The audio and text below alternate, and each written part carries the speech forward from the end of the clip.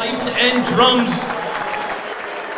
Thank you very much to Julia Dan, Ava Murphy, Jess Pritchett, Maxine Coons, and Grace O'Mahony, and their fearless leader, Joe Smolinski, who is also a Highland, by the way, also a Highland.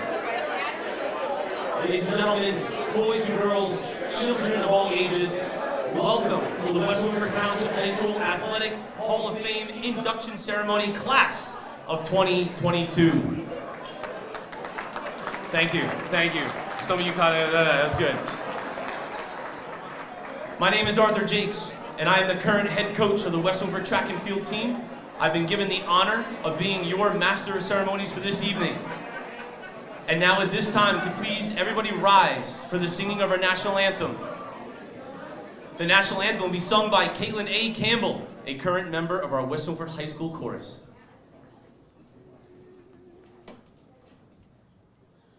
Oh, say, can you see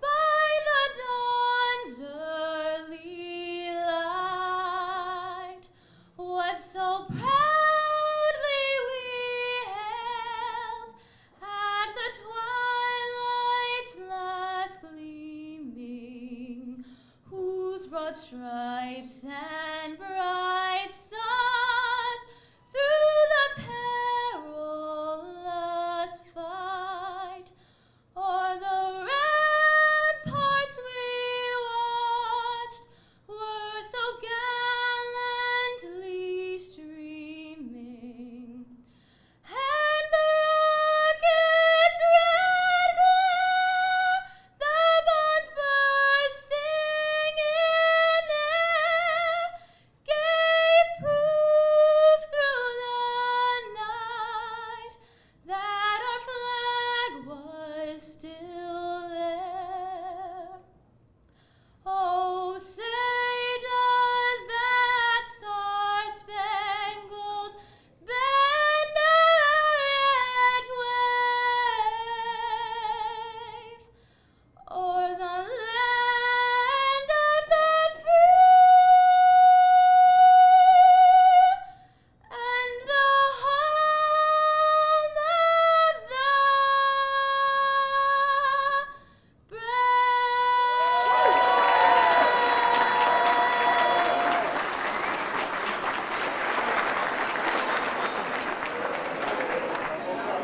Thank you, Caitlin. That was absolutely beautiful.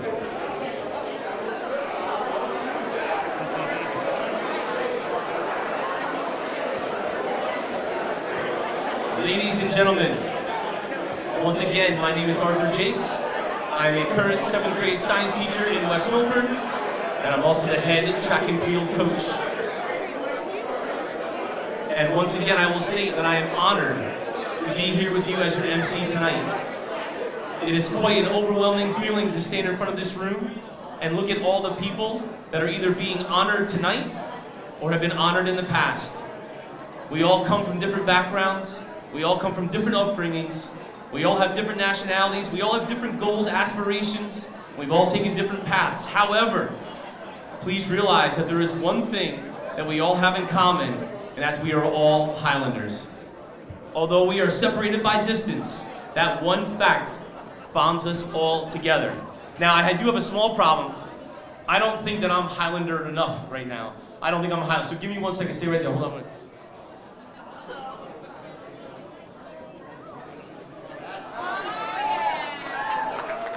Can't get it up. Now, hold on. Hold on. Calm down, ladies. I'm taking. I can't get it on now. Help, Mom!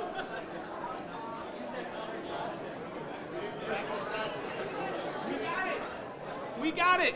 Am I Highlander enough now? How's it look? Yeah? Don't be jealous, Tim. I know you're jealous. Let me remind everybody here, we are not Hornets. We are not Patriots. We are not Boilermakers. We are not Cutters. We are not Colts nor Bulldogs. And thank goodness we are not Lancers. We are Highlanders, inhabitants of the Highlands. When you look up Highlander on Google, I did some searching last night, the first thing that comes up, and I mean the first thing that comes up, is Highlander the movie from 1986. You know, I can't be angry at it. It was a great movie back in the day, right? Sean Connery, all that fun stuff, Kurgan. There can only be one. If you haven't seen it, go home and check it out. So I had to do some more research. I can't be like my students and pick the first thing they see on Google and make it their lesson. So when I Googled more, I found out that Highlander comes from the far land. It comes from Scotland. And from there you discover that a Highlander is proud. You discover that a Highlander is strong. You discover that a Highlander is competitive. And a Highlander is proud of where they called home. I am as a Highlander, and I am proud to spend this night with fellow Highlanders. Thank you very much. Now I have a little bit of bad news. Our current athletic director, Joe Trenacasa, could not be here tonight, unfortunately. So that's the bad news. The good news is that the person who really runs the athletic department, Kathy Rita, his secretary, is here. And she has a few opening words for you. Kathy?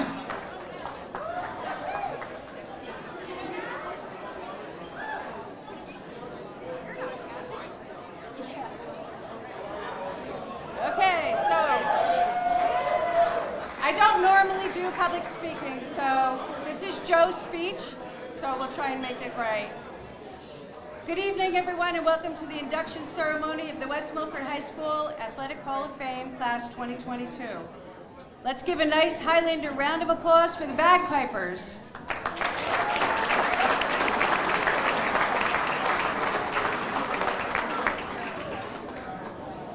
His name is Joe Trenacasta. He's not here, so I'm Kathy Rita, his secretary. Okay, we're honored to welcome you guys all here tonight. Before we officially kick off the program, I'd also like to thank Caitlin Campbell for the national anthem. Awesome job. Once again, everyone, welcome to the induction ceremony. I'd like to thank our central administration and the West Milford High School principal for their support, and they're all here this evening. We have Mr. Stryans, Ms. Dr. Alexandamone, Dr. Elizabeth McQuaid, Mr. Dan Novak, and Mrs. Francisco. We appreciate your support. I'd also like to thank our school physician, New Jersey Orthopedic Institute, Dr. McInerney, and Danny Kane Jr. from JAG 1 Physical Therapy. We thank them for their support always. Tonight is the induction of a special group of Highlanders. Joe had the pleasure of starting his coaching career at West Milford with both Coach Gillen and Coach Dransfield when Mr. Tony DeMarco hired him. Sean Parfy was the newly named head football coach who assigned him to coach the linebackers, which made sense because he played that position, and wide receivers, a position he never played, but he's guessing. Ladies and gentlemen, if we could please have your attention up here. I appreciate the camaraderie, and I understand we haven't seen each other in a long time. But a lot of people have put a lot of time into this, and we would really need your attention up here. Thank you. Okay. Soon after, Joe started coaching baseball, where he got to meet the legendary godfather of West Milford baseball, Mr. Bob Henry.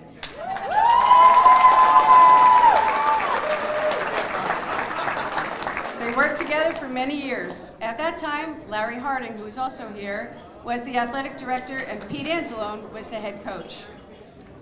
Mike McCormick, who sadly passed away last year, was our high school principal. He's being honored tonight posthumously. All in all, he was fortunate to begin his career among true Highlander greats. To the individuals being inducted during your time at West Milford High School and in your post-secondary life and career, you have brought pride and honor to our community by virtue of your achievements and your accomplishments as student athletes. In addition, you have thrived as responsible citizens of character and service to our school community and within your own respective communities and families. Countless victories and championships were won by these inductees while wearing the black and gold and representing West Milford. More importantly, countless memories were made and shared. Congratulations to all our inductees, and enjoy the event. You guys all deserved it. Thank you. Another glass of wine for Kathy. She deserves it.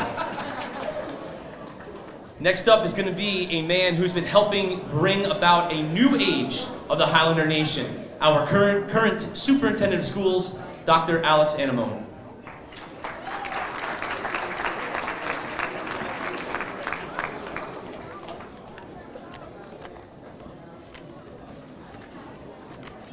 Good evening, everybody. Thank you for coming out tonight for our long-awaited class of 2020, I believe, inductees into the West Milford Athletic Hall of Fame. I'll keep my remarks brief tonight. There's an old saying in sports, many of you may have heard it, but it's worth telling again. So if you want to be happy for an hour, eat a steak. If you want to be happy for a day, play a round of golf. If you want to be happy for a week, go on a cruise. If you want to be happy for a month, buy a new car. If you want to be happy for a year, win the lottery. But if you want to be happy for the rest of your life, win a championship.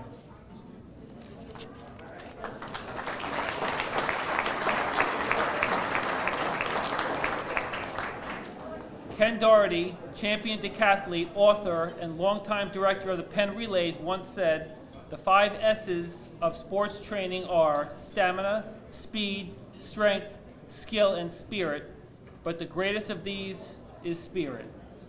On behalf of the Board of Education, thank you for your spirit, and have a great evening.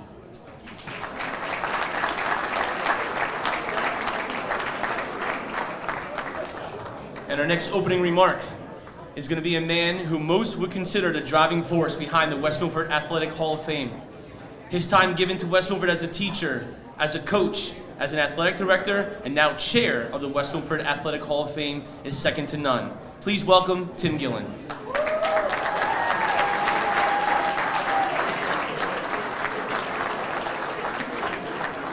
Take your time, Tim, no rush.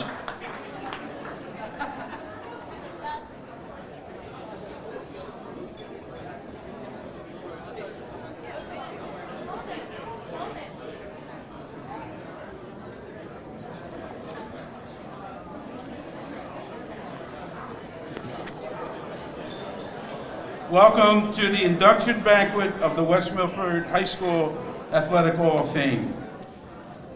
What we are seeing tonight has been 4 years in the making.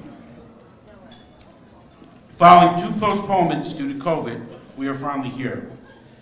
At this time, and we have a few of them, I would like to recognize the members of the Hall of Fame class of 2018 that are present with us tonight. Please stand and be recognized.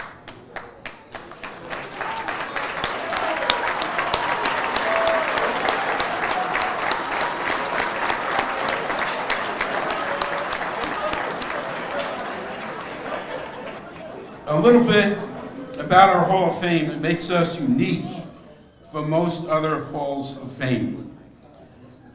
We make a concerted effort to try and bring the past and the present together. I think we have done a great job in recognizing the past and present student athletes, coaches, teams, and contributors. Our Hall of Fame sponsors the most dedicated award for every varsity team at the high school. We also award 1 female and 1 male student athlete scholarship at the end of the year. And that scholarship is named the Michael McCormick Memorial Scholarship.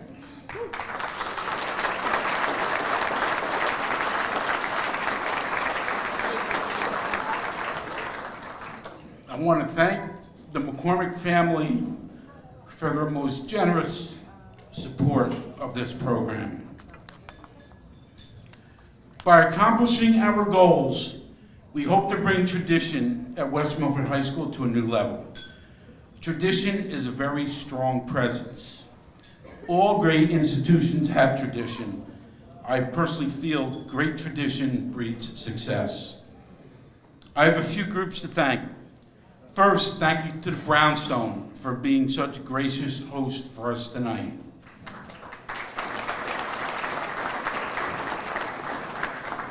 Thank you to our Hall of Fame General Committee for your support.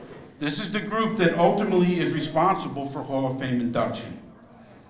Lastly, a thank you to a group of people that this wouldn't be possible without, and that's our executive committee. I would ask them to stand and be recognized when I call your name. Ragona, Pete Anzalone, Joe Jordan, Sean Poppy, Krista Tripodi, Kathy Rita, and unfortunately, Joe Trinacasa could not be here with us tonight. In closing, congratulations to the class of 2022. I hope you enjoyed tonight and our Hall of Fame activities tomorrow as well. Thank you.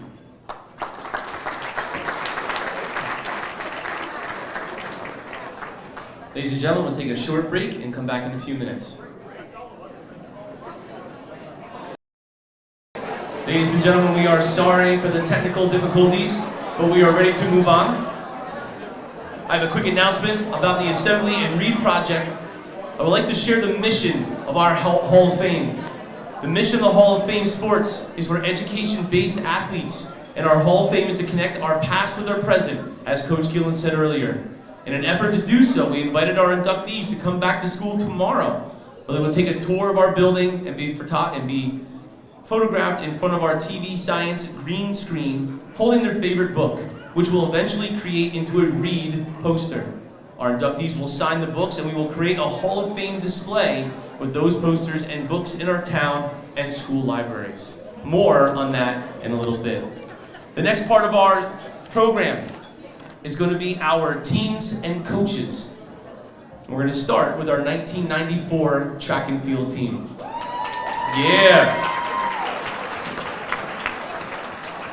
Being the current head track and field coach for West Milford, I feel like I have the inside scoop on how the sport works. I know what it takes to win, and I know how difficult it is to get there. That's why when we look back at this 1994 track and field team, I can honestly tell you that the feat that they accomplished is nothing less than astonishing. To not only dominate your dual meets the way they did, to not only dominate all the championship meets the way they did, but then to take on the largest schools in our section and win the state sectional championship, it's amazing. My final thought is one that I noticed from this team. I like to look back in the books to see what we have. I'm kind of a track and field nerd. As a matter of fact, anybody from 1994, you might recognize this. This is a Tim Gillen special right here, all right? It was probably printed out like an Apple IIe or something along those lines, right? We kept all, a Commodore maybe at that point, I don't know, who knows. But he keeps all the stats. I have every single one from 1986 on because I like to look back and see where our stats go. The state sectional meet, only one athlete took first place in their event from our team, but somehow our team still won. That's because they went into the meet as a team and they won that meet as a team. They didn't hide behind one star, they did it with a little bit of depth and a lot of bit of heart. This is one of the many reasons why this team is being honored here today. And it's my pleasure to introduce one of the captains of the 1994 West Milford track and field team, Scott Pullman.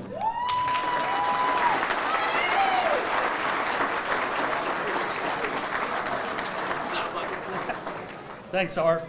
So, if you all didn't know, Art and I, we graduated the same class, and we used to play with each other when we were young kids, and you know, yeah, we used to have play dates, yes. So it's kind of interesting to be inducted by Arthur this afternoon and this evening. It's really a joy, to be honest. But really, thank you for the introduction, and congratulations to all the other inductees being honored this evening. You know, really great class.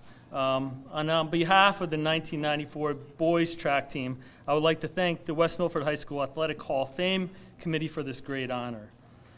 So as Art was going into, we had a lot of successful seasons, not just 1994. 1994 was smack in the middle of 5 undefeated seasons. So a lot of the men that will come up tonight never lost a track meet, never. They don't know what it means to lose a track meet. So that in itself is pretty astonishing to go to high school, be on the track team, and never lose a track meet.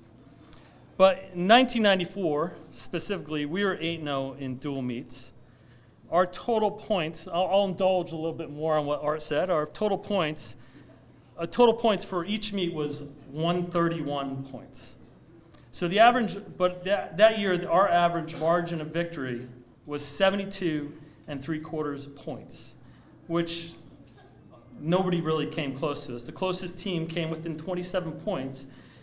Within track and field, is still a pretty large margin. This team, we won 5 major championships that year, and what is referred to as the Triple Crown. We won the conference, the county, and the state meets. So the 5 titles included Northern Hills Conference dual meet, Northern Hills Conference Championships meet, Passaic County Relays, Passaic County Championship meet, and North 1 Group State 4 title. So if you know Passaic County, there's a lot of good teams in the county, so it's a pretty astonishing record that year. So then that state title that we won was the first and only state title in boys track history, so great feat. But also, we didn't just win those meets, we dominated those meets. The county meet, we won by 20 points.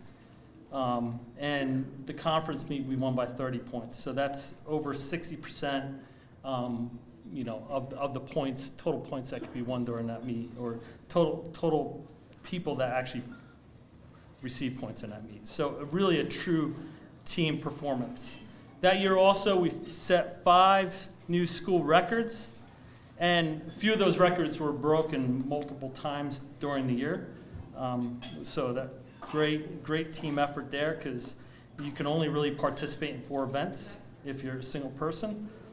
But also we had several significant awards by team members. The list was too long to name them all, but six members earned all county first team honors out of 15 positions. And we were also selected as a team as one of the top 10 scholastic sports stories of the year. So really, really great mention. But thanks. So before I announce all the team members, at first, on behalf of the team, we would like first, kind of funny, but we'd like to thank the girls track team that year, because we shared practice with them on the track. We shared all the meets with them. They were our biggest fans, and they cheered us on throughout the whole season. I know Jen Powell is here. I don't know where she is, but she was on the girls track team, and she was in the shot put section. And if you go around the corner, if you know the track, she would be yelling and screaming your name at the top of your lungs, right? So really great school camaraderie there, and it really helped us in those meets, right? Second, to all of the parents of the track members, many of them held pasta dinners, purchased equipment for the team when we needed some equipment, held fundraisers, supported us at the meets, and those meets at times can be long, especially when they're waiting for their child to compete in maybe one or two events. So really thank you to them. But finally, and most of the thanks goes to Coach Gillen, Coach Poppy, and Coach Harding. They were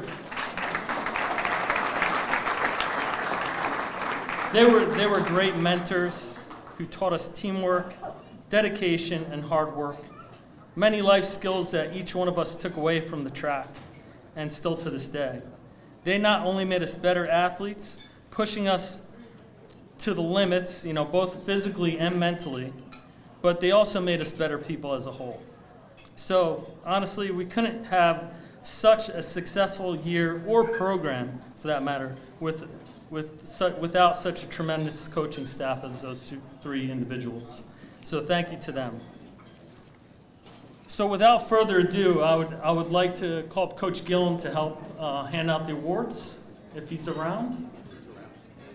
Perfect. So I would like to bring someone up, part of the team. So Dan Novak, if you could come up. We know Coach Gillen lost something over the years, and Dan Novak found one, and we would like to present it to Coach Gillen at this time. Are you the one that stole it? So this is our championship. I don't know. jacket from that year.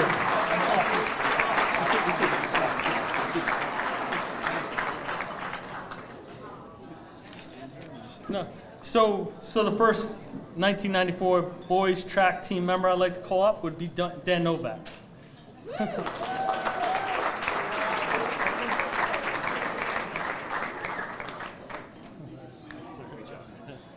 Ron Bertram.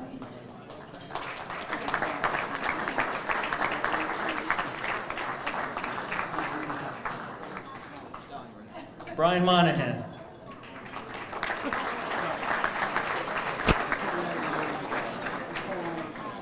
Brent Nakara.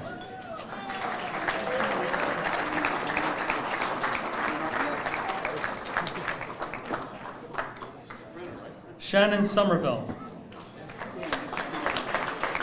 who I just learned is a West Milford cop, so be very nice to him. Jermaine Washington.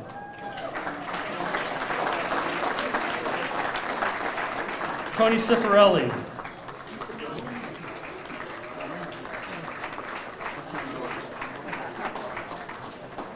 Greg Lucarelli.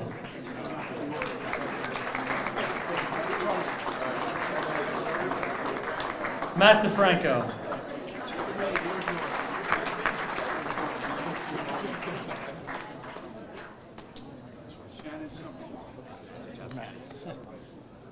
Tony Sessa.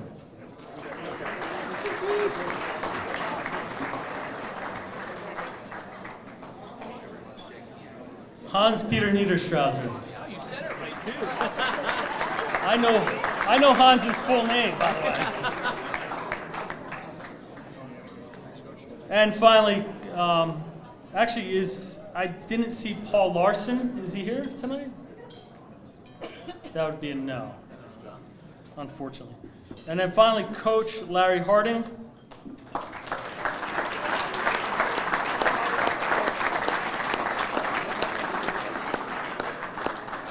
And Coach Poppy's holding up his phone, but Coach Poppy, show him Poppy.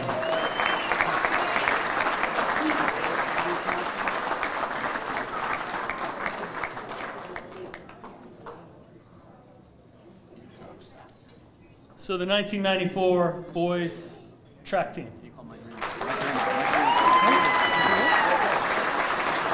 Sorry, Mike Remo.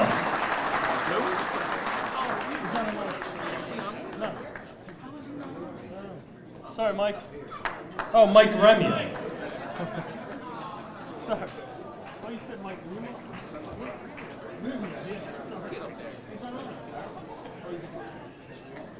I see. So, ladies and gentlemen, I'm going to give you a little insight in my life. I'm what is known as a pack rat. I keep everything. And when I first took over the head coach position, there was a couple of the old uniforms left. So I've kept them. Look at this thing, circa 19 something something. Yeah! So we're going to challenge these guys a little later. Whoever thinks they can fit into one of these again, we're going to have some fun, all right? I got a bunch of them. If you guys want to take them, let me know. Congratulations, 1994 track and field champions. Hey, you guys going to go that way. Right, go over there. Slide down. Congratulations. All right, ladies and gentlemen, I apologize for that, but we had a little overlap in coaches and athletes. So we are now going to move on with the next portion of our program. We are going to stay on track with the installation of teams. No, that was a good one. No, with the teams and coaches. Our next presenter is busy talking right now, so we'll give them, oh, there he comes. Our next presenter is a former head football coach and former assistant track and field coach, Sean Poppy.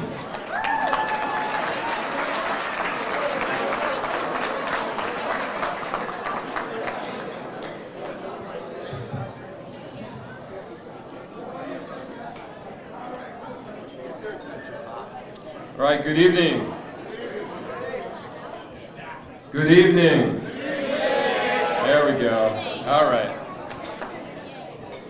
Congratulations to all the honorees and their guests who will be inducted to our second West Milford Hall of Fame class of 2022 this evening.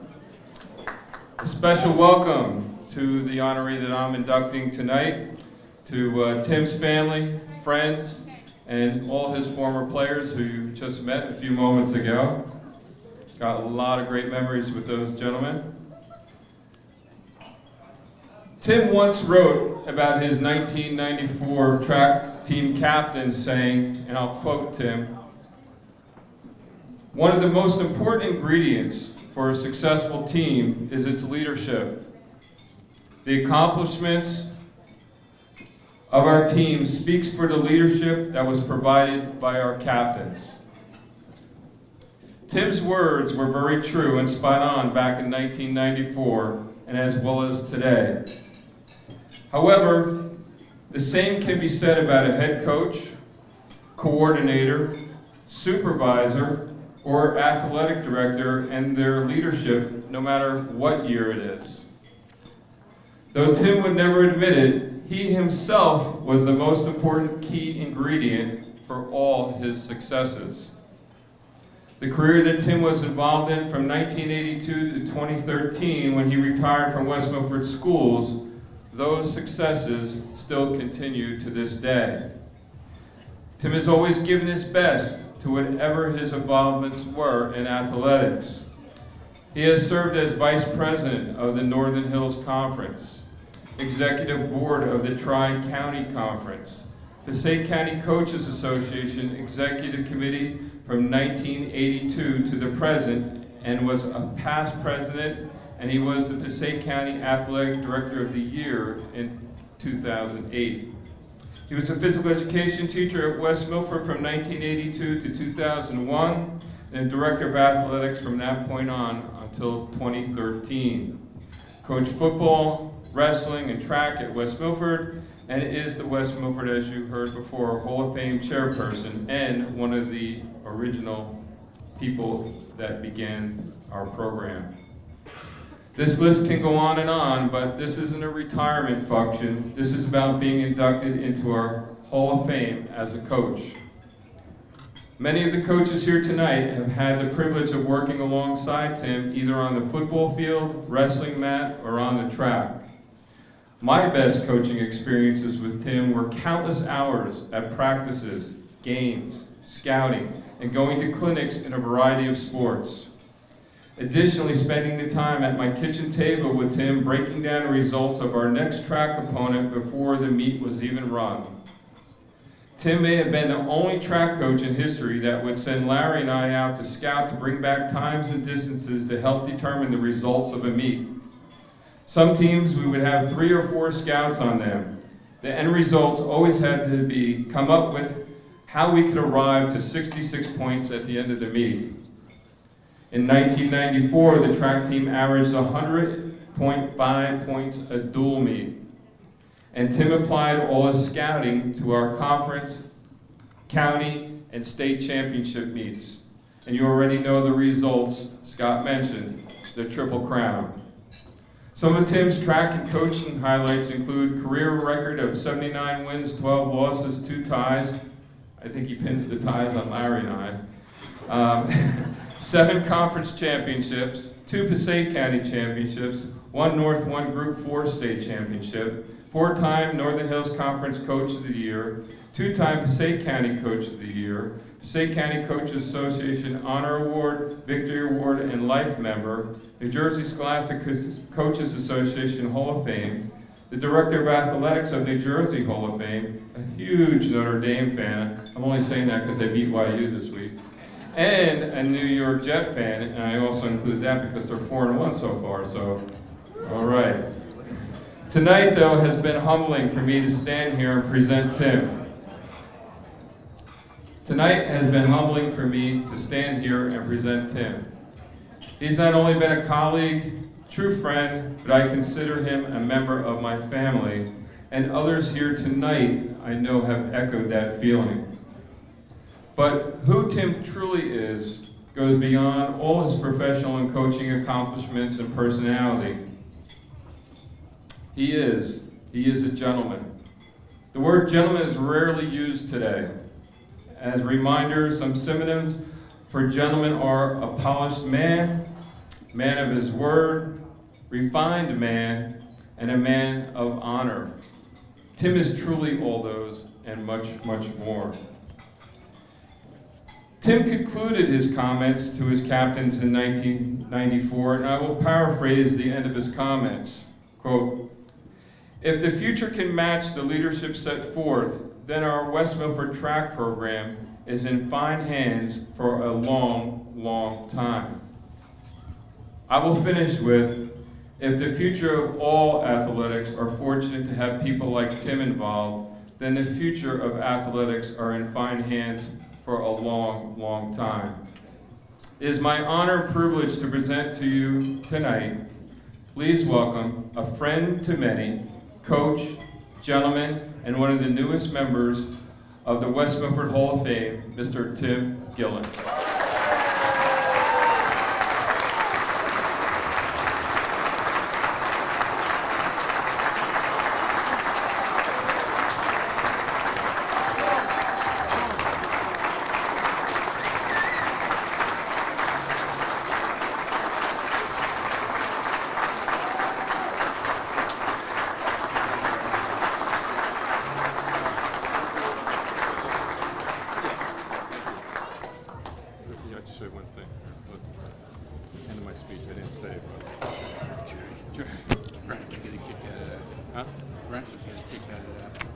Brent. Where's Brent?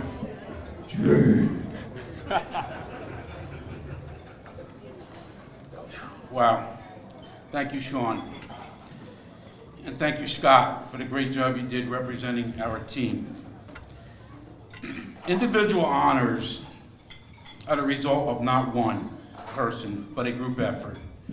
And I've had many great people in my group. Thank you, family and friends, for your support.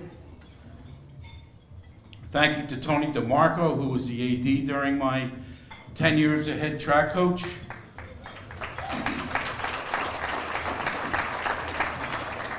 Tony got it, took a real interest in our team. He'd call me into his office once in a while. He'd say, "How do you know what the score is every single minute of the meet?" And he asked me to show him how I tracked it, and I did.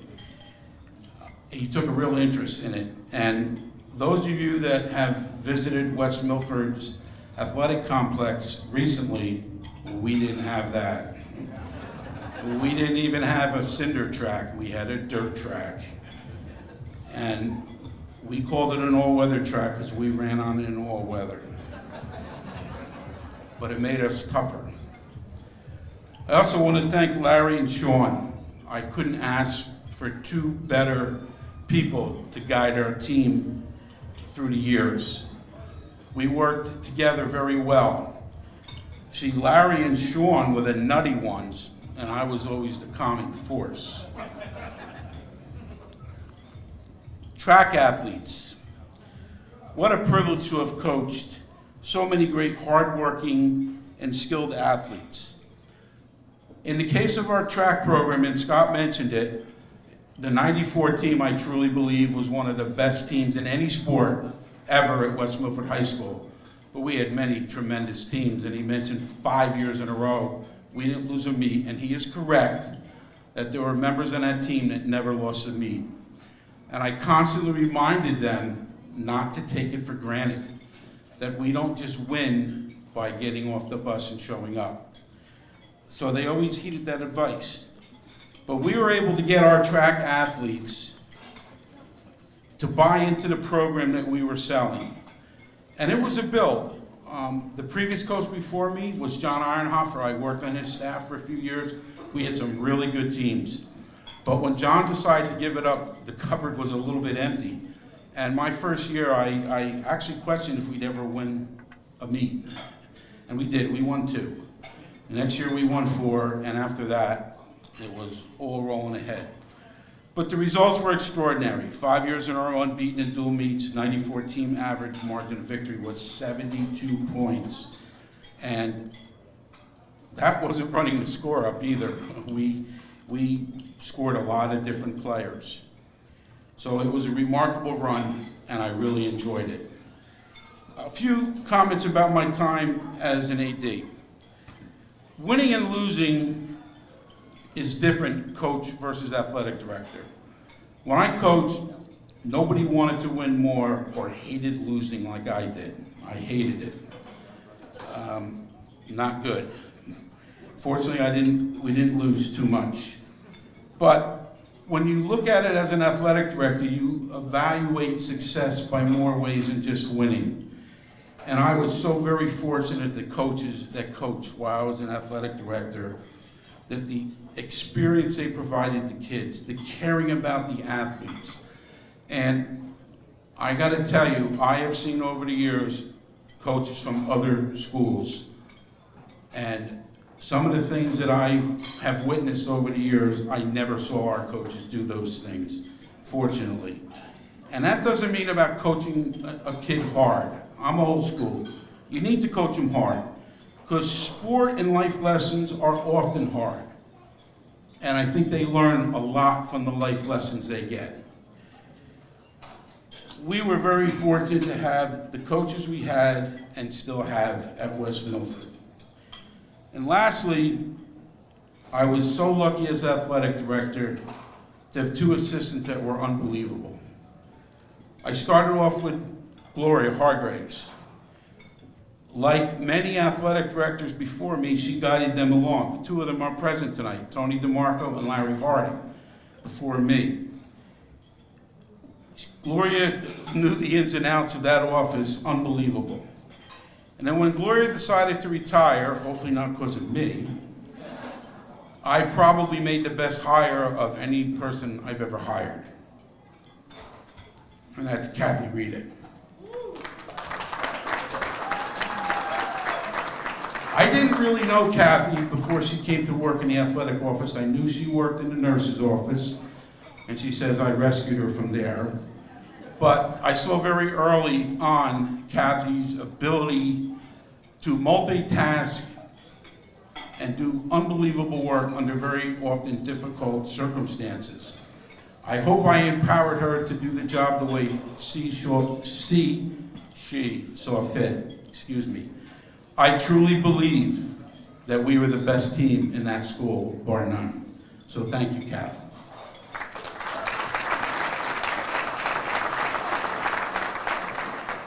In closing, again, Sean, thank you for that unbelievable introduction. And we are family.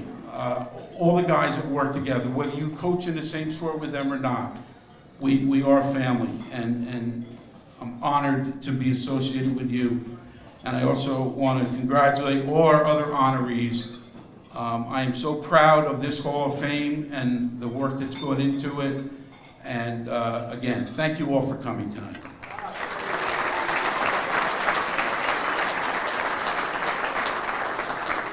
Thank you, Sean. Congratulations, Tim. Very well deserved. Our next introduction is going to be a team, and the presenter who's going to start this off is our very own head softball coach, Nicole Gwinnett, who I've never called Nicole before in my life. So, Nikki, get on up here. Let's go.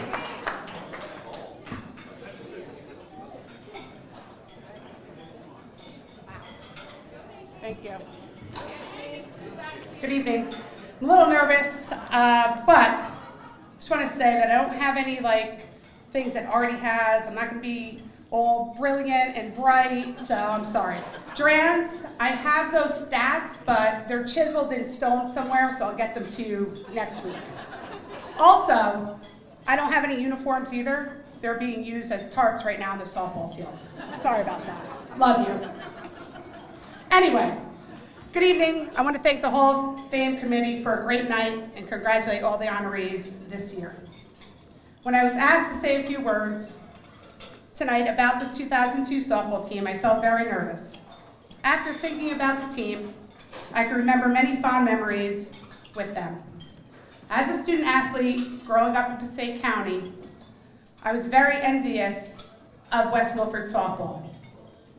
I remember watching them. I had a lot of friends that played against West Milford and for West Milford, and was very, very close to many of Drans's players over the years. Who knew that I was going to take and accept a teaching job in 2001 at West Milford High School and was asked to help out with the softball program. I want to thank Jim for the opportunity to be part of the program and part of the successful 2002 softball team. For many of you that don't know, we were conference champs, state county champs, sectional champs, went to the group final that year. I was a first-year coach. One memory that stands out, and me and Drans have talked about this over and over again, Mount St. Dominic's. First and foremost, I have to say that Drans also, we knew where every bathroom was getting off the bus. Because if we couldn't get to the bathroom, we weren't coaching the team.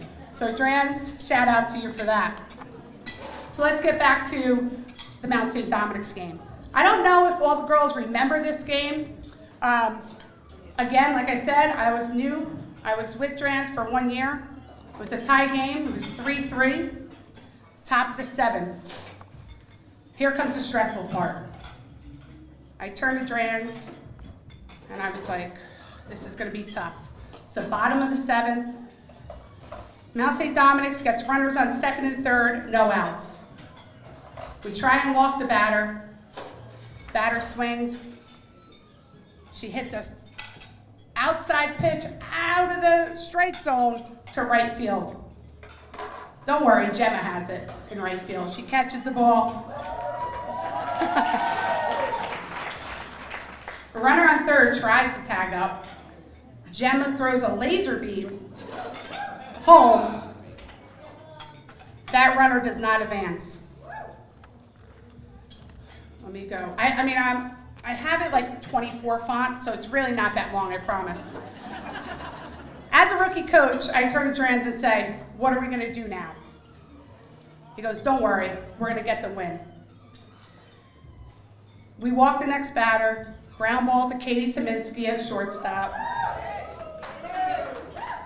She throws the ball home. That's out number 2.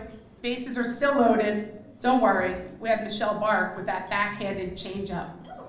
She strikes the batter out. We score 2 runs at the top of the inning and get them 1-2-3 for the win in conference champs. What I still remember that year is this team really had resilience. I still remember that huddle after the game. What a great team win. It sets the tone for the state playoff run. It's really all I have to say because I don't want to be up here that much longer. But I really do want to thank Jim again for getting me the opportunity to be here.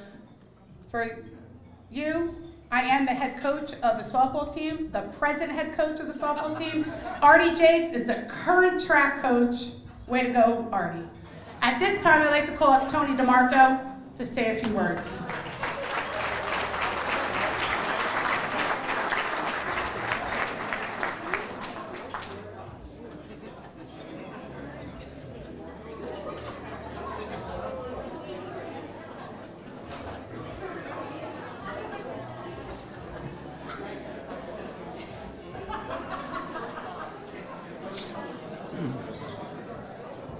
Good evening.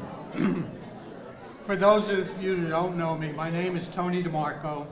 I worked at West Milford for 34 years before I retired in 1998. I was a teacher and coach for the first 22 years and the athletic director for my last 12.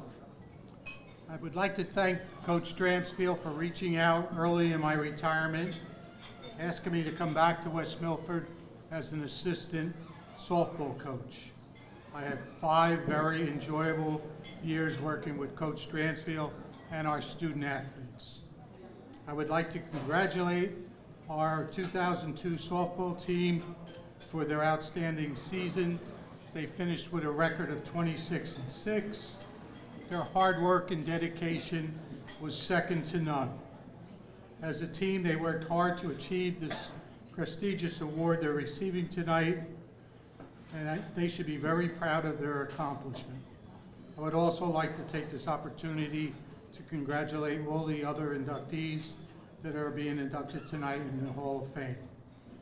And at this time, I would like to introduce our two captains for the 2002 softball team, who will introduce the other members of the team. Our third baseman, Danielle Frazier.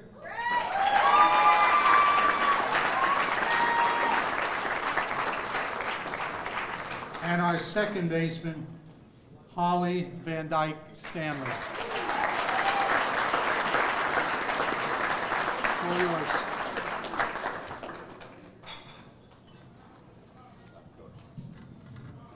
Okay, hello everyone. I am Danielle Frazier. I was the 2002 senior captain along with Holly. Holly and I have been talking about who is speaking for the past, I don't know, about 2 years. We had something planned out, but I'm rocking with it today, so ready to go. Thanks, Aim. I would just like to take a moment to thank the Hall of Fame committee. It has been a great evening of celebration so far. The opportunity to reconnect with so many former teachers, friends, coaches, and teammates has been so fulfilling. When I think about the 2002 season, my memory is not very well. But when I think about it, I could not tell you our record off the top of my head, the stats, or what happened in most games that we played in. I feel extremely old up here realizing this was 20 years ago. Humbling. However, I can tell you that it was a group of girls that grew up playing the game of softball together for almost 12 years collectively. That lifelong bond is what made the 2002 season so special and translated to a conference title, the Passaic County Championship, and the state sectional championship. Unfortunately, we fell in the state finals. We did fall to one of our former teammates, one of our best friends who moved, oddly enough, a couple months before season, Angelina Leno, so it was cool playing against her, but it was not cool losing. I personally have been coaching collegiate softball for the past 16 years, and there is nothing better than witnessing a strong, determined, confident, and fun team compete, which is exactly what happened in the 2002 season. In short, play hard, have fun. Thank you to Drans, DeMarco, and G for the leadership and guidance, not only throughout the 2002 season, but during our tenure as West Milford softball players. I would be remiss if I did not say thank you to all of our coaches throughout the years, many who are in the room tonight, former coaches and parents, also including those who could not be here with us tonight. A special recognition to my late father, John Frazier, and the late Richie Navarro, both of whom coached the majority of us on this team when we were younger. And lastly, to our one of our very dedicated team moms throughout the years, the late Kelly Chalkley. I know they would all be proud to be here this evening. Thank you all.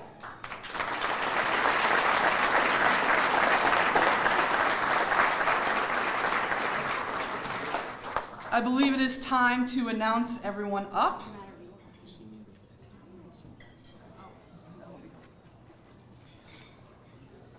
I am going straight maiden name so I do not mispronounce anything. First up, Gemma Chalkley.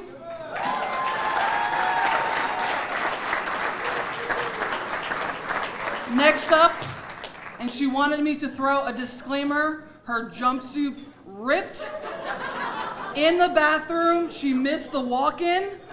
She wanted everyone to know, because just so you all knew, Katie Tominski.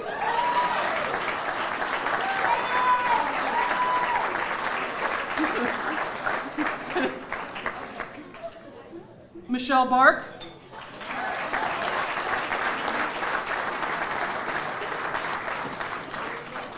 Danielle Masters.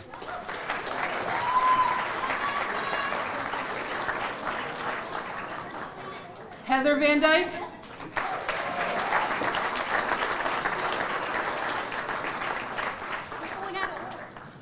Jessica Masters.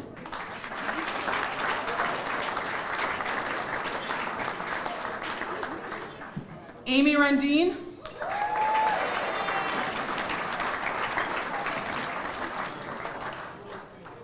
Michelle Cox.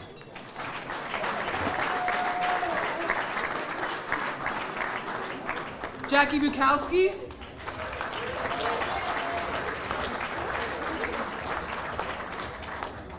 And Laura Navarro.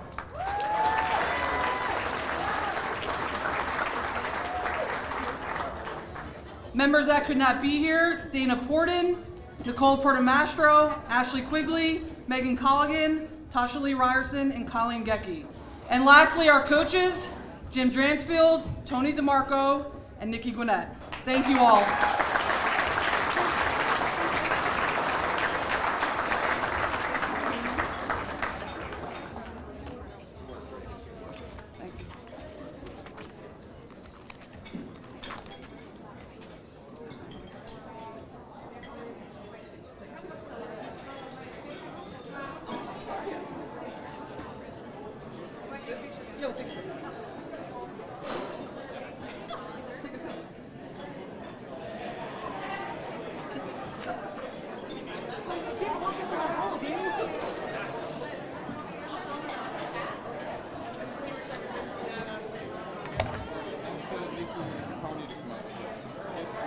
Coach Gwinnett, Coach DeMarco, you are being requested for pictures.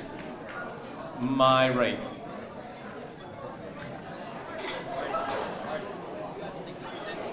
I just did.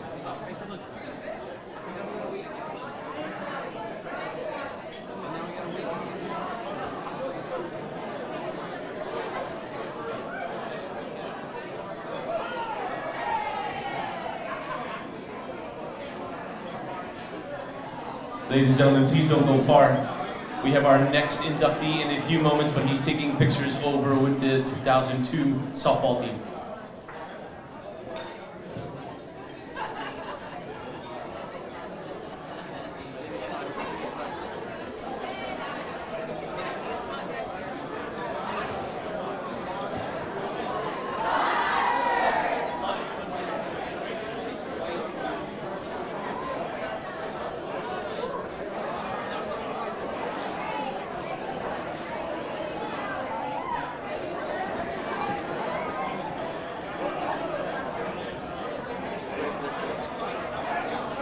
Good.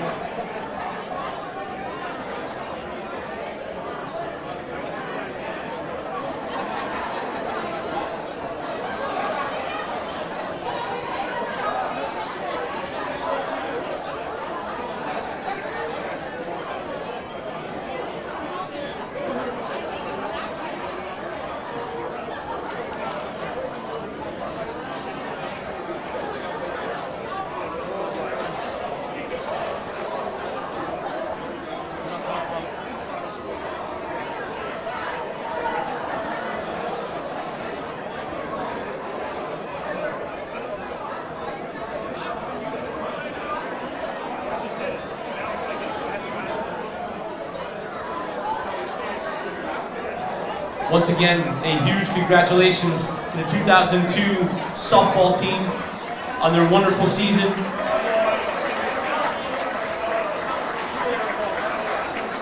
And congratulations to Coach G and Coach DeMarco for being a part of it.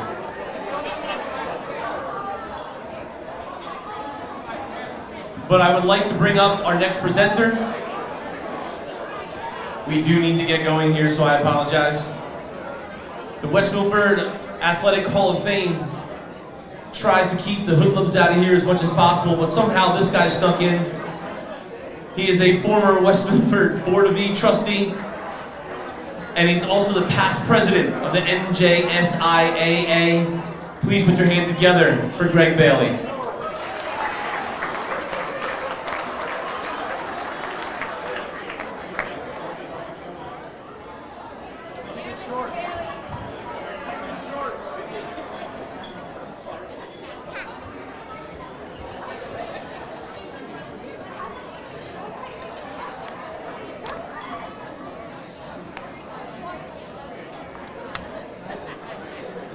Good evening, everyone.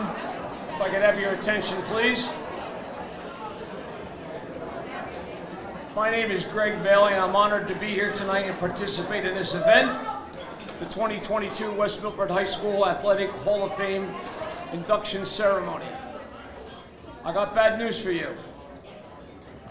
I am a professional talker, brought in specifically for these types of events. Good news. I think Coach Jakes, right? There is a 5-minute time limit for my presentation, and for all subsequent presentations, by the way. It's almost Friday morning. More good news. I am a high-level New Jersey high school football official, and in our business, we work with the game clock.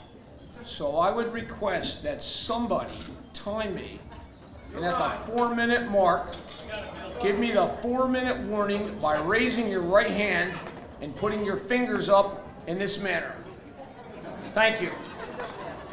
There are so many Highlander rock stars here tonight, and it is so good to be in a room full of Highlanders. Full disclosure, I'm a convert. I'm a 75 Lakeland Lancer grad.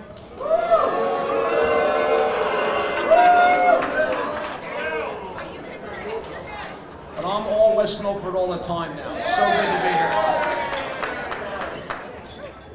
As I said, this room is full of Highlander rock stars. I want to take time out of my presentation to recognize 3 of them. I'm sorry that our current athletic director, Joe Trenacosta, is not here tonight. Joe, thank you for pulling all of this together, and thank you for all of your hard work at the high school. I'm not sure if you know this, but Joe Trenacosta is an absolute leader statewide in the AD business and is held in high regard at NJSIA headquarters in Robbinsville. Thank you, Joe. Dr. Anamon, our superintendent of schools, thank you for your constant support of West Milford High School athletics. Thank you for overseeing the modernization of McCormick Field, easily the best high school sports venue with their new modernized track in Passaic County. Thank you. Thank you, Barbara and assembled Board of Ed members. Your support of West Milford High School athletics is phenomenal. Quick factoid about Dr. Anamon. Tomorrow night, his son will take snaps as the starting quarterback for the undefeated Caldwell Chiefs as they take on Cedar Grove in a monster game as the state playoffs loom. By the way, there will be a special high-level crew assigned to that game tomorrow night. Best wishes, Al, and good luck tomorrow. Finally, and this one is personal, Bob Henry, thank you and congratulations.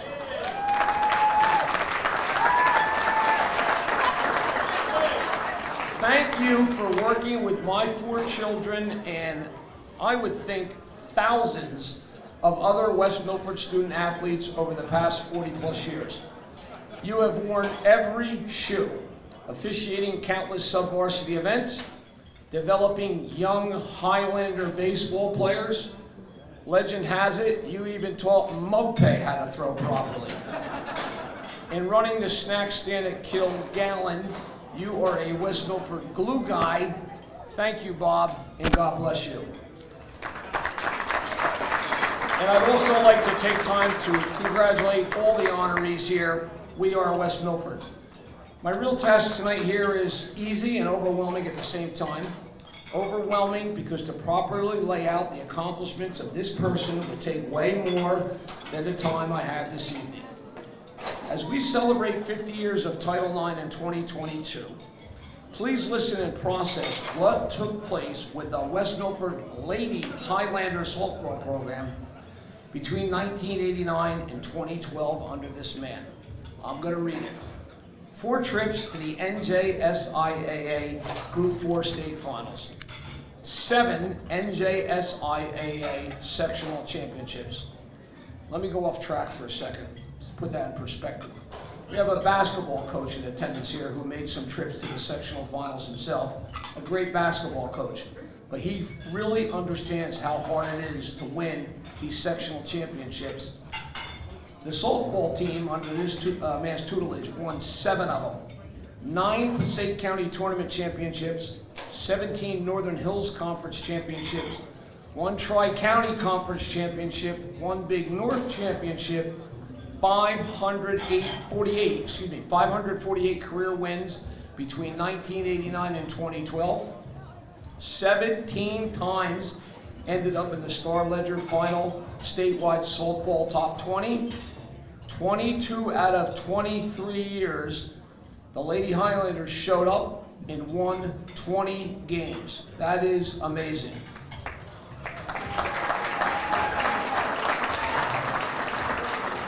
Coach Nakara, if that's your 4-minute warning, that's pretty late. I gotta have 4 up here high. There is more. New Jersey State Softball Coach of the Year 2007, New Jersey State Scholastic Coaches Association Hall of Fame inductee 2016, Passaic County Coach of the Year 2007, Bergen Records Softball Coach of the Decade. That's a 10-year period for all of you out there.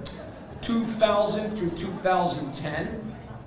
This could go on for a while. I'm going to stop now and share some personal observations with you about this man. I am proud to say that my only daughter, Caitlin Bailey, was a Lady Highlander. Now here's what she learned following this guy around in the summer, during the spring, what have you. She learned how to run on and off the field between innings. She learned how to run in and out of the batter's box. She learned how to properly wear the proud Lady Highlander softball uniform. She learned sportsmanship towards opponents, whether the Highlanders were 10 running them, which was just about every other day, or scoring in the bottom of the 7th for a 1-0 walk-off win. She learned how to properly speak with umpires and opposing players. She learned how to follow this man around on hot summer weekends playing for the West Milford Extreme, because she knew and he knew that June high school softball championships are won in July during the previous hot summer. My name is Greg Bailey and I approve this message, and now it is my honor and privilege to open up the doors of the West Milford High School Athletic Hall of Fame and induct Jim Dransfield into the class of 2022. Congratulations, Coach.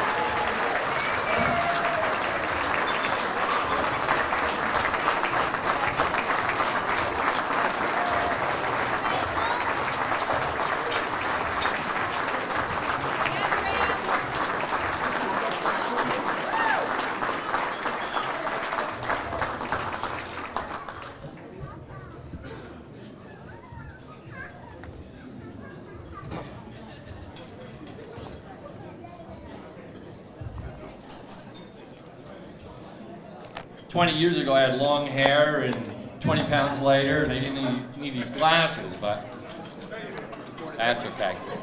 So I want to thank everybody for coming tonight, and I want to thank the Hall of Fame committee. What a great night this is. Unbelievable. Greg, thank you very much. Greg's been a buddy for a long time. I'd like to thank the West Milford Softball Association.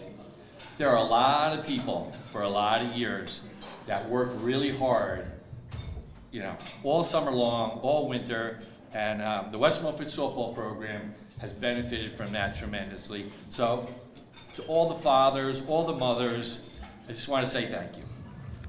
I want to thank Bobby Dundera. I was Bobby's JV coach for a year, came over from baseball, and Bobby really set me up. He showed me the way, and Bob, I just want to thank you for that. I want to thank all my assistant coaches. I have been blessed. I have had the all-star team of assistant coaches. I mean, some great coaches have been with me, and I appreciate all their hard work. It really was fantastic, and I've had some great individuals. I'd like to thank my friends for always being there and supporting me. It's, you know, seems like there's always good times, but sometimes you need a shoulder to lean on. And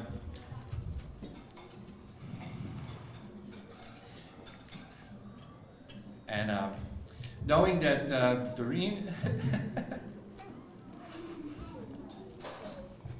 and Meg have always been there, it's a good thing. Thank you.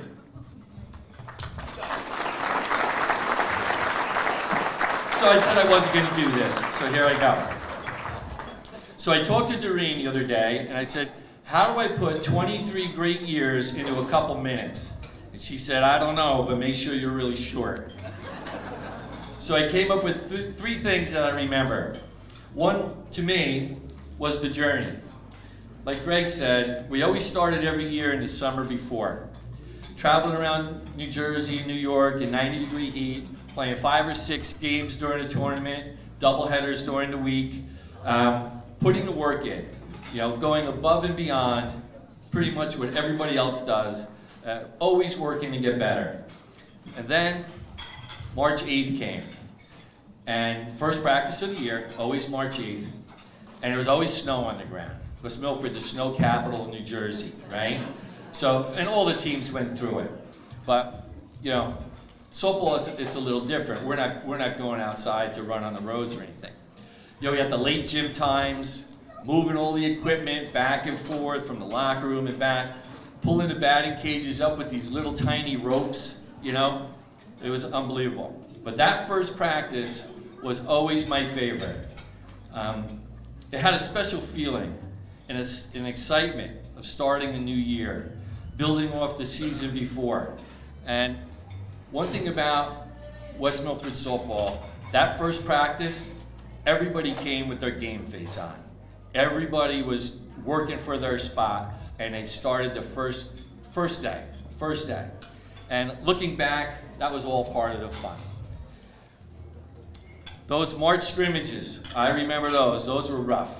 The freezing cold, the wind was blowing, but it was getting us ready for the season. Other teams went to Florida. We stayed in West Milford. And, it was cold, but we really unified as a team traveling around, when we knew it was going to be freezing cold out there. But that led to one of our best mottos. We'd be out there and we'd always say, oh, it's raining out. Well, that's to our advantage. Oh, it's snowing out. That's to our advantage. So we turned everything from then on into it's our advantage. It didn't matter what was going on. 90 degrees, oh, that's good. It's to our advantage. And that was kind of like a motto. We inherited it, we started, and it really was something that we got behind. And I think we always felt that we were prepared because we were ready for anything that could happen to us. Coming up with 100 different ways to hit a ground ball in the gym, working on every situation possible until we felt totally prepared. We practiced hard. We really did, but hopefully it made the games easier. I see Bob Henry's over here. Bob, congratulations on being inducted tonight. Well, little story. Every year, Bob Henry would come to me. Bob, you remember this? Every year, shaking his head. And he'd say, Coach, how's the team gonna be? And I'd say, well, Bob, we're just a bunch of girls from West Milford having fun. And then we both get a chuckle out of that, right, Bob? I remember that every year. How about the Easter Sunday? I saw you on the field, 10 inches of snow on the field. He's shoveling his softball field. Easter Sunday morning. Somebody had to shovel the field. Wasn't that bad. So, and the girls will remember this. This is one of my great memories. Pulling up into the parking lot at Clifton for the county finals. And every time I would ask the bus driver, do you want to get off the bus with me? It's going to get pretty loud. And sometimes they would, sometimes they didn't know what was going on. And then all of a sudden, we would crank the music, start pounding on the roof, rocking the bus, and we were just ready to go. And I always remember that. That was such a cool thing. So my second thing was the challenge, the competition. I miss the big games. But before the first game of every year, we would always say, don't get on the bus if you don't think we're going to win. Thank God everybody got on the bus. But the cool thing is, we always thought we were going to win. 8 times we played a game where we and our opponent were ranked number 1 or 2 in New Jersey. That was a great day to come to school, man. That was really fun. I do miss driving down Route 23, playing Passaic Valley, Clifton, Mount St. Dominic's. Win or lose, it was just such a great experience, and with the girls and the team, it was just phenomenal. It was the best. And as Greg said, one of the things I'm most proud of about our program over the years is that we were the most sportsmanlike team around. We actually won the New Jersey Umpire Sportsmanship Award one year.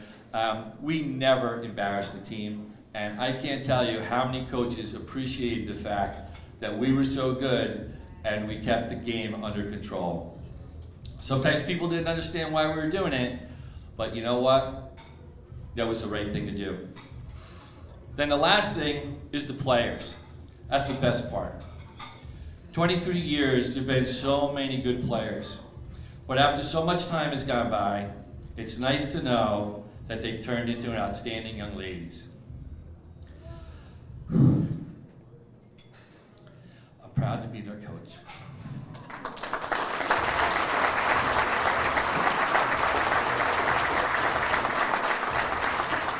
On our team, it was normal for teammates to support each other. After a tough game or practice, it wasn't easy all the time, but we were always there for each other. I felt we were great teammates, great teammates. A lot of things have changed in the game during my career and how it was played, but our players were very coachable. They would be open to a new technique or strategy to help us win the game.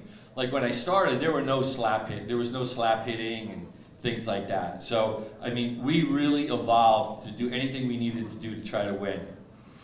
We had players that would work hard when nobody was looking. And I had a lot of people comment on that. Look at your team. Nobody's around, and they're working super hard. And that was big. That was big. Our goal was to always be elite. The moments, the emotions, the memories that we shared can never be forgotten. We did a lot of good things. And Shirley, but when we were done, we played hard and had fun. Shirley Van Dyke made this poster 20 years ago.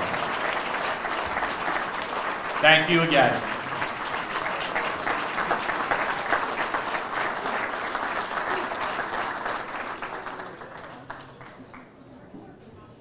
Congratulations, Coach Dransfield, very well deserved.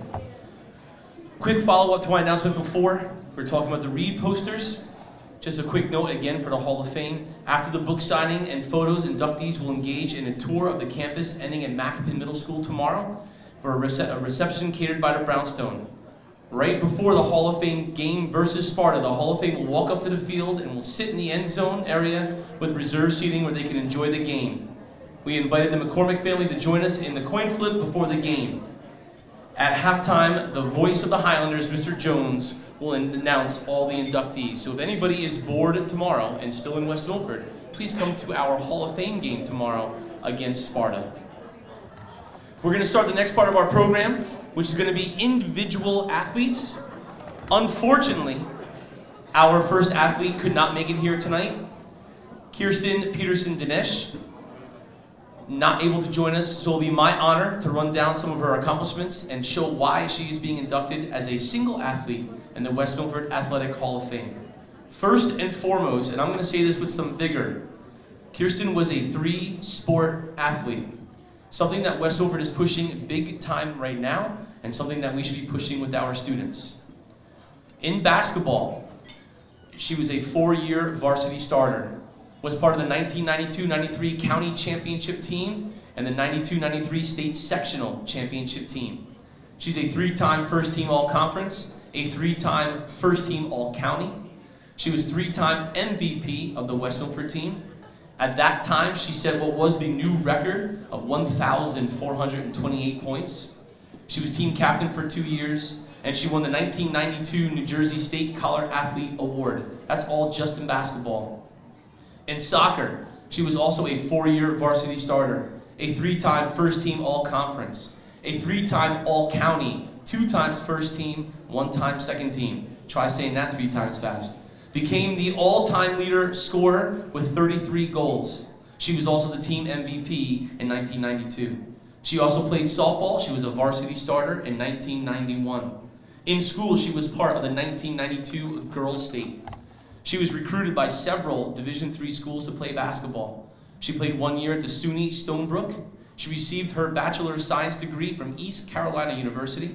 She received her Master's in Social Work from Fordham University and went on to work as a social worker, finding ways to help families reconnect. Now, all those stats are beautiful, but really what I was caring about, since I knew she was not going to be here, is what people wrote about her in their nominations.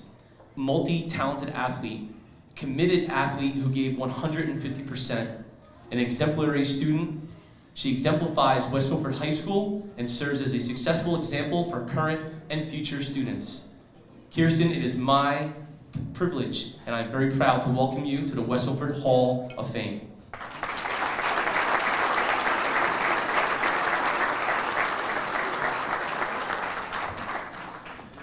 Our next single athlete is going to be presented by a former head wrestling coach and assistant football coach, everybody's favorite, Mike Blakely.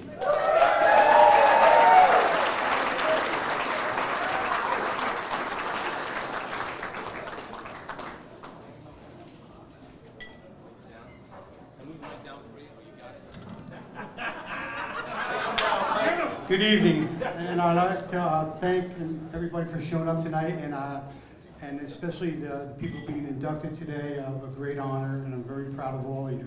Artie, Mr. Anzalone has a pair of yellow pants like that when we first coached football. We wore them, and people from Kenilworth thought we were dressed for Halloween.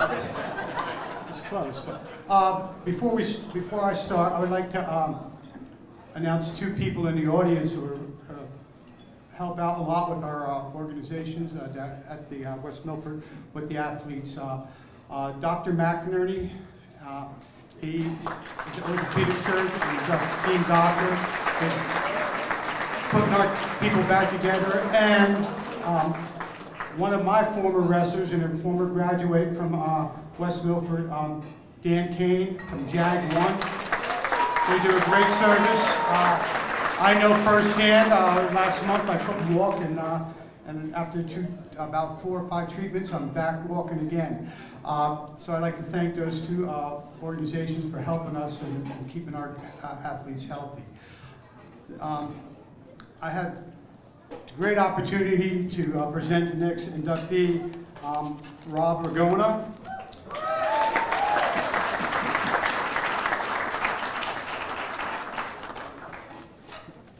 He was our heavyweight, and he also played football. He wrestled for 4 years and played football for 4 years, and was a member of the track team for a year. He's Gona, as most people knew him back in high school days, was known to many at that for playing all these sports and stuff like that. But his main force for us during football was he was offensive and defensive tackle. He caused a lot of havoc for the offensive line, sometimes having to triple team, double team him, and really he was a force for us, and he helped us on the line for football. Gona, as like I call him, he was very quiet but witty and funny. And we were down at the state tournament, and he's up on the stage there, right by the Miss America pageant, where they do the seclusion part. And he's standing there, rocking back and forth. And I said, "Robbie, you ready?" He goes, "Yeah." "Are you going to warm up?" "I am warming up." Okay. But he was a very funny guy, and he would stand there and practice like this.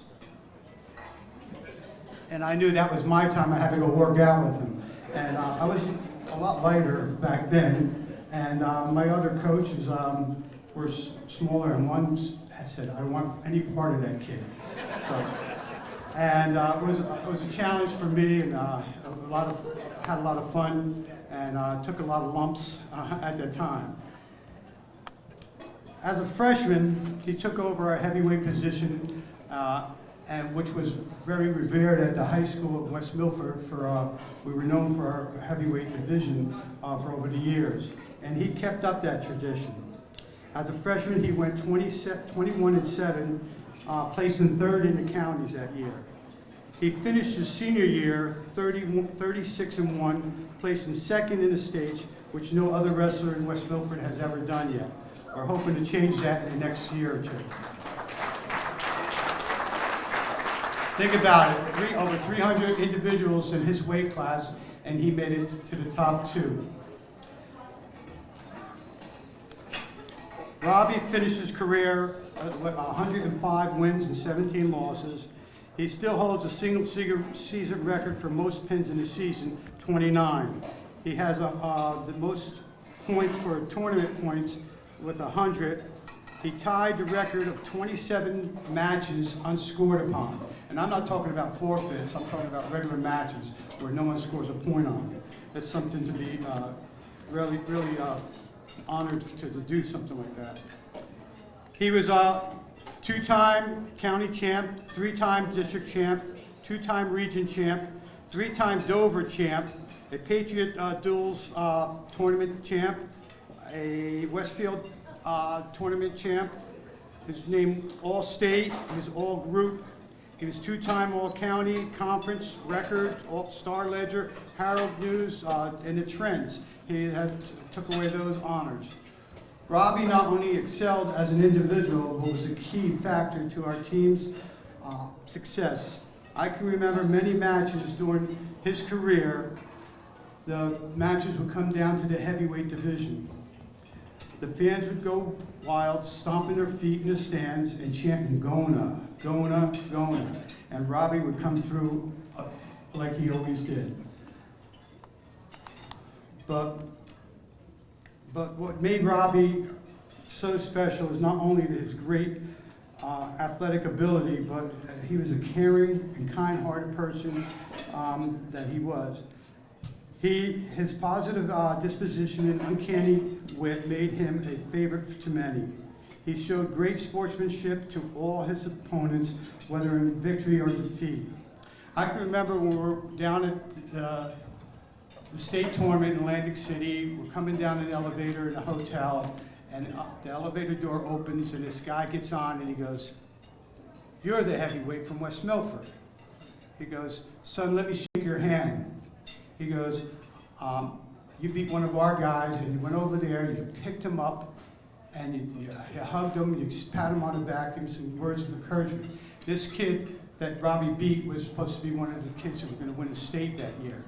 But Robbie was like that to all his opponents. Whether win or lose, he would shake their hands, smile, and just accept what happened at the end of the match. Robbie continued his education and earned his bachelor's degree in humanities. He went on to manage a restaurant, pizza place for a couple of years. Once his grandmother became sick, he decided to become a nurse's aide. After that, he went on to become a nurse. He's a registered nurse working in a hospital, and he's one of the head nurses on his floor right now. While working there, he met a wonderful woman, his fiance, and they were getting married. His fiance Amanda, and they were getting married at the end of next year. By next year, so it's my pleasure to call up my workout partner for 4 years, Ragona.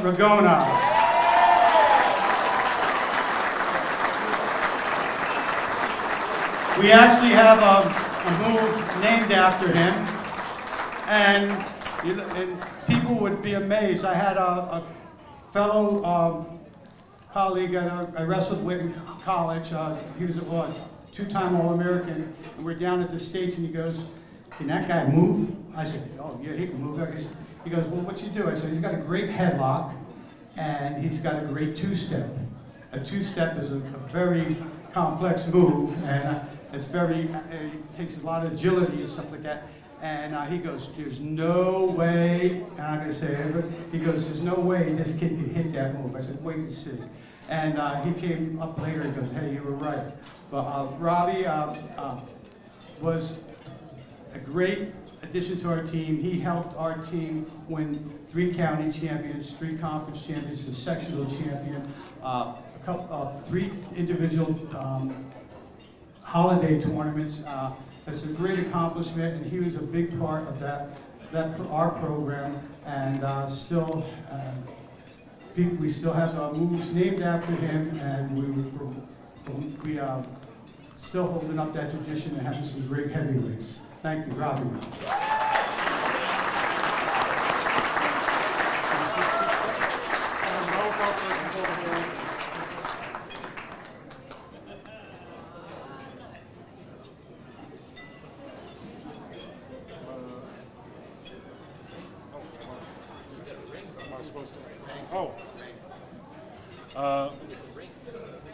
Break?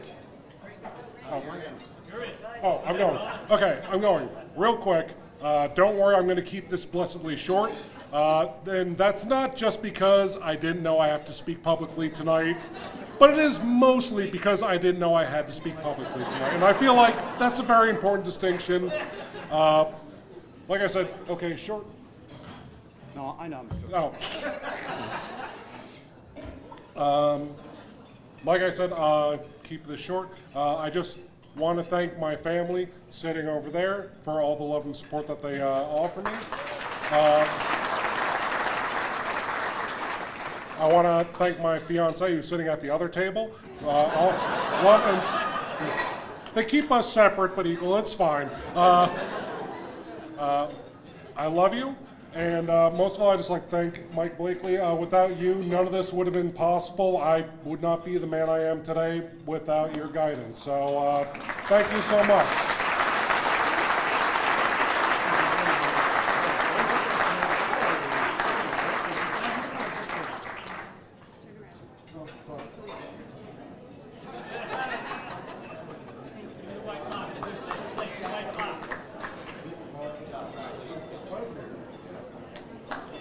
Thank you, Coach Blakely. Congratulations to Gona, very well deserved. As a quick side note, Mr. Ragona is good friends with some of my family. I got to play golf with him a couple times. First of all, he's the only man alive who wears Croc golf shoes, no lie, no lie. And he does not keep score. When you ask him what you get in that hole, he goes, I got a frowny face, or I got a happy face. That's how he keeps scores, no joke. Continuing on with our single individual athlete inductees, our next presenter is a close friend of the person being inducted. I'm going to call up Steve Autry.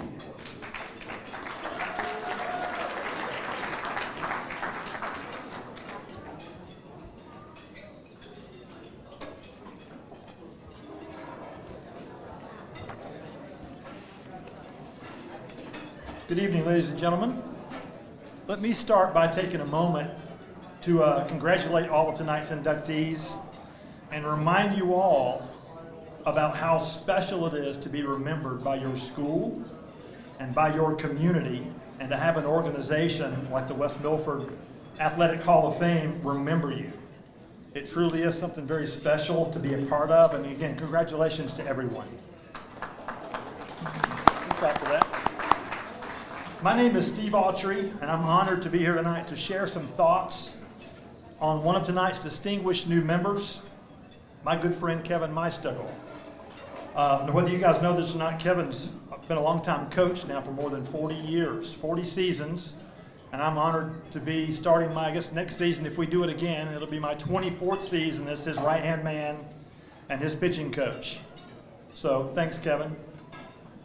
Kevin Meistuckle, West Milford High School, class of 1969. Bowling, football, and the sport he excelled in, baseball. Kevin Meistuckle is the first West Milford High School athlete to play professional sports. He's the first. As a small town boy growing up in Oak Ridge, Kevin's parents taught him some very important principles that he would use his entire life. Things like having a great work ethic, having high moral standards, and being a person of honesty and integrity. These principles were taught by his parents at home, but Kevin would always tell me that later on those principles were reinforced during his time here at West Milford from his great teachers and great coaches. Kevin's great work ethic and determination created an opportunity to play baseball after high school, and after he graduated in 1969, Kevin continued his baseball career at Teal College, which is a Division III college in Greenville, Pennsylvania, where it wouldn't take very long for all the accolades, both athletically and academically, to start pouring in. To go through a couple of those accolades at Teal, he was a member of the Who's Who of College Athletes. He's a member of the All Presidents Athletic Hall of Fame. He's also a member of the Outstanding College Athletes of America Hall of Fame. He was a 3-time most valuable player for his team at Teal College. He was also the team captain for 2 seasons. He was honored as a Division III All-American in 1973 on 2 different teams.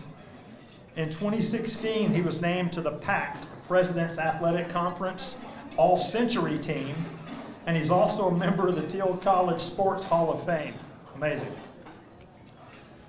A great work ethic, high moral standards, and being a person of honesty and integrity. In 1973, the New York Mets chose my buddy, Kevin, in the 34th round of the Major League Baseball draft, making him the first Teal College athlete. Go ahead.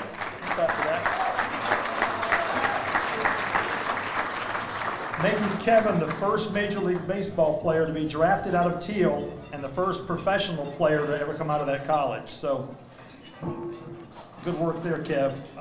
Kevin played 10 years of professional baseball. 10 years, 10 seasons, or 10 years with organizations like the Mets, the Pittsburgh Pirates, the Atlanta Braves, and the Minnesota Twins. As a kid from right up the road here in Oak Ridge, Kevin dreamed of roaming the outfield of Yankee Stadium, just like his hero, and amazingly enough, later on in life, his good friend Mickey Mantle did. He envisioned himself throwing no-hitters at places like Yankee Stadium or Fenway or Forbes or even Wrigley Field. But most of Kevin's travels didn't take him to those hallowed places that I just mentioned. Instead, they took him to those places like Batavia, New York, Visalia, California, Greenwood, South Carolina, Savannah, Georgia, Shreveport, Louisiana, and to the countries of Panama, Venezuela, and Mexico. Now, Kevin had a fine professional baseball career, a fine minor league career. But when his playing days were over, Kevin felt the need to give back to the game that took him to the 4 corners of the world. So at the urging of an old friend and former minor league instructor, National Baseball Hall of Famer Luke Appling, Kevin started a semi-professional and amateur baseball organization in his adopted state of Georgia that what started as a barnstorming team of ex-professionals playing college teams in the fall soon evolved into one of the most winning amateur organizations in all of amateur baseball or sports. For more than 40 years, Kevin's organization has provided the opportunity to play baseball to more than 1,400 players. 300 of those players have continued on to play professional baseball. More than 100 of those players have continued into coaching, whether in the high school ranks, college ranks, or even professional ranks. One of those 1,400 players was also a small town kid, much like Kevin, who also had his own big league dreams. And even though he didn't make it to the major leagues either, he is forever indebted to Kevin for helping him chase his own dream and now commits his own baseball life into helping others pursue that same elusive dream. And for that, I say thank you, Kevin. As a coach, Kevin has over 1,000 victories and was recognized by the American Association of Baseball Coaches as a member of a very exclusive club called the Century Club. That's for more than 1,000 wins. For his amateur efforts and in semi-professional baseball, Kevin was inducted in 2017 into the National Amateur and Semi-Professional Baseball Hall of Fame, which is located in Evansville, Indiana. Here's a man sitting at table 20 back there who currently belongs to at least 5 different halls of fame, ranging from his playing days to now his coaching days. I can tell you from being with him a lot, he's gracious and he's humble to be recognized and to be a part of all those organizations. But I can tell you, as a longtime friend and as pitching coach for all these seasons, the one that really matters the most to him is the induction that's happening right now before all of us.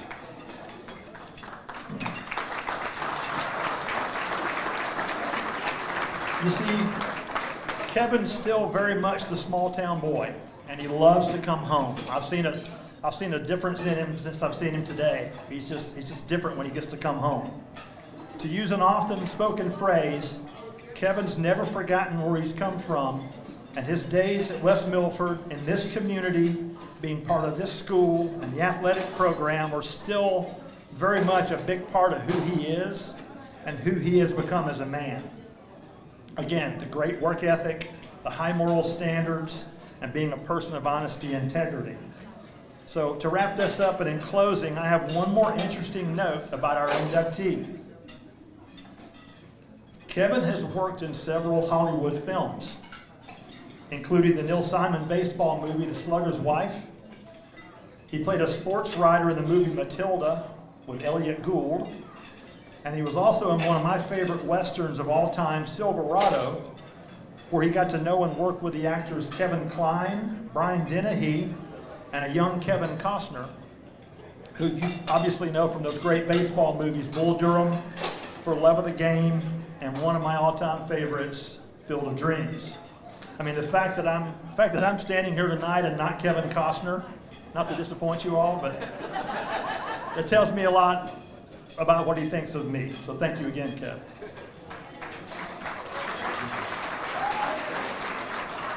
Again, being part of the West Milford Athletic Hall of Fame means a whole lot to Kevin. I mean, it's like a little slice of heaven. And so to borrow a line from that movie, Field of Dreams, and if Kevin Costner was standing here, he'd look back at Kevin and he'd say, "No, Kevin, this isn't heaven. In fact, it's not even Iowa. It's home." He's a Hall of Fame player. He's a Hall of Fame player. He's a Hall of Fame coach. He's also a Hall of Fame father to Mindy and Melissa. Girls, can you raise your hand and wave back there? Mindy and Melissa are here tonight as daughters. He's a Hall of Fame father. He's a Hall of Fame friend to me and to many others and to baseball. And tonight, ladies and gentlemen, he becomes a Hall of Fame Highlander. Please welcome, congratulate my friend, my mentor, and the newest inductee into the West Milford Athletic Hall of Fame, Kevin Meistickle.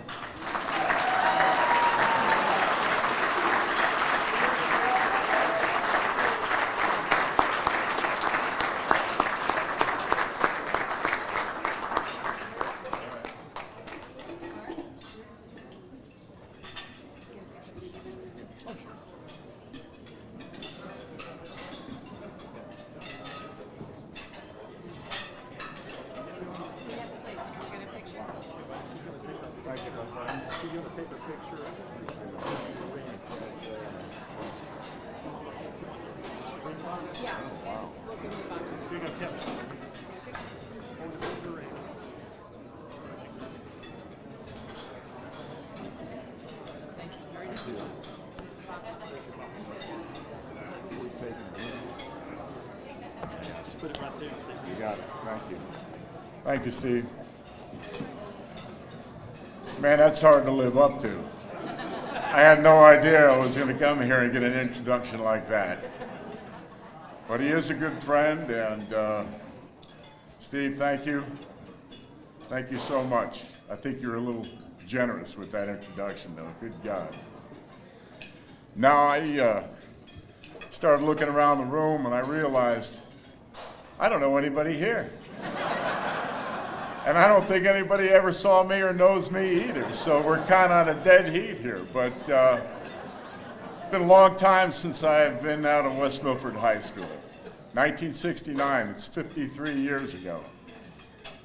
I started thinking, I drove up I just got 2 new knees, and I had the left one done again. So I told my daughters, I said, you guys are all flying. I'm going to test these knees out, see if I can drive 17 straight hours. So I made it, and it wasn't too bad, even though I'm having a little problem with the left one as I'm standing here. But as I was driving up, I just started reminiscing about West Milford, and I just started thinking about it, and got to feeling a little bit old while I was saying, man, started looking at myself in the mirror, and I thought, that white hair ain't doing me any good right now. I'm going to walk in there, and somebody's going to think there's somebody's grandfather came to see his granddaughter get an award, or his grandson to get an award. But kind of learned to live with it because I am 70 now. But you know, I thought back to the old days, and I mean, first thing I really want to say is obviously thank you to the Hall of Fame committee. I mean, I can't thank you enough for something like this. At my age, for you to think of me yet and give me an honor like this, there's nothing better at this age, believe me. I started in West Milford as an 8-year-old Little League player, and I'm kind of finishing up here in the West Milford Hall of Fame. It doesn't get any better than this, really. And then I got to thank my folks for moving to West Milford. I was 4, I think, when we moved there, and I can't think of a better town to grow up in. I had such a fabulous childhood, such a good young adulthood in West Milford. Learned to do everything from sports to study to have a great high school, meet a lot of nice people, and I learned how to hunt and fish there. It was like a paradise growing up there for me, and I've never forgotten it. So I always like to come back and visit. I also started thinking, you know, I may be the oldest guy in this Hall of Fame, but not really, because I remembered Phil Mosser has already been put in. He was 2 years older than myself. I played with him my first 2 years. And I used to study and watch George Nakara for years because he was literally the best all-around athlete to start this program in this high school. He was the best all-around athlete, and then his brother Steve took over, and in my 4 years, Steve was the best all-around athlete in that high school. I kind of modeled myself after the Nakara boys, and I watched them everywhere they went in school. I used to kind of study them, and I noticed 2 things about the Nakaras. They always had books under their arms. They always had lots of books, notebooks, pencils in their ear, and I started thinking, these guys really believe in studying. And I'm going to model myself after this. And I'm going to do the same thing, get good grades. And the other thing I noticed about both of the Nakara guys as I would watch them in the halls, they always had good-looking women following them. They always were walking with good-looking women, talking with good-looking women. I thought, you know what, these guys are the total package. I mean, they've got it going. Well, I'll tell you, I did get good grades, but now that I look at this program, I think Joe Jordan's responsible for putting this picture of me in there. I can see why I didn't get the girls. I mean, I had Coke bottle glasses and porcupine hair, and that kind of explains it all right now. But you know, there is one other thing I wanted to clear up before I get down to the end of this. I wish Mr. Trentacosta was here, so I kind of feel like I owe him an apology. When we filled out things, and I had him, he called me on the phone and stuff, and he told him how many letters I got, all the sports I played in. What I didn't tell him, and maybe it was consciously, is that I did play 1 year of basketball. I found out real quick that was not my sport. I was the worst player on the team. I think the coaches put me on the team because they knew I was playing other sports and they didn't want to discourage me. So I was the guy that would get in the last minute of the game and dance around a little bit and knock people over, and that was my basketball career. But I do hold one scoring record, and I wanted to let Joe know this. I am the lowest scoring person in the history of West Milford basketball. I scored 1 point in my career. I didn't even get a 2-point shot. It was a foul shot, Franklin High School, in the north basket I even remember the cheerleader that did the cheer. Her name was Karen Donnelly. And it was just like the night of my life, the only point I ever scored.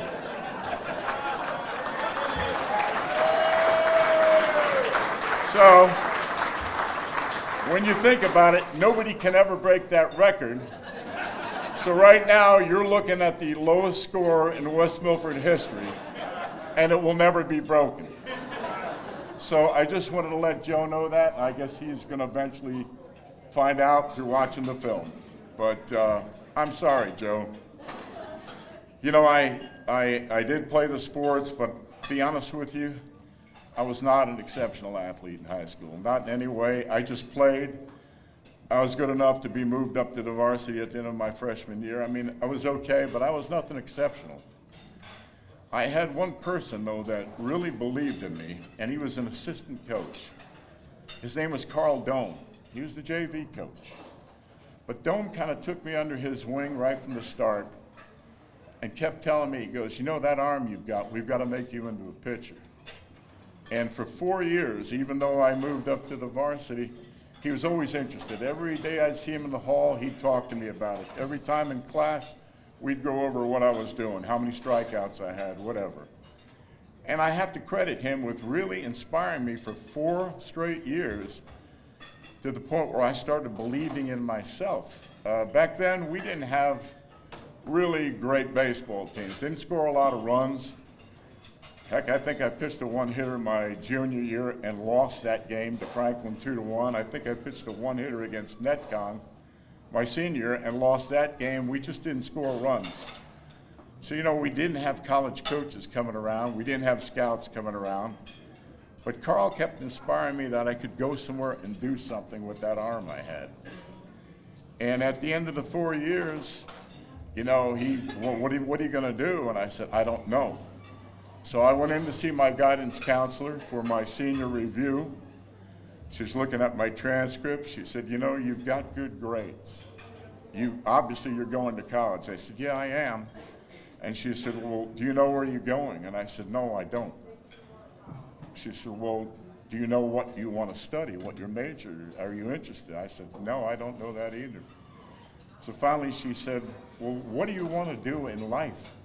And I said, you know, I'd like to play professional baseball. And she just stared at me like I hit her with a hammer. And finally she said, you mean like on TV?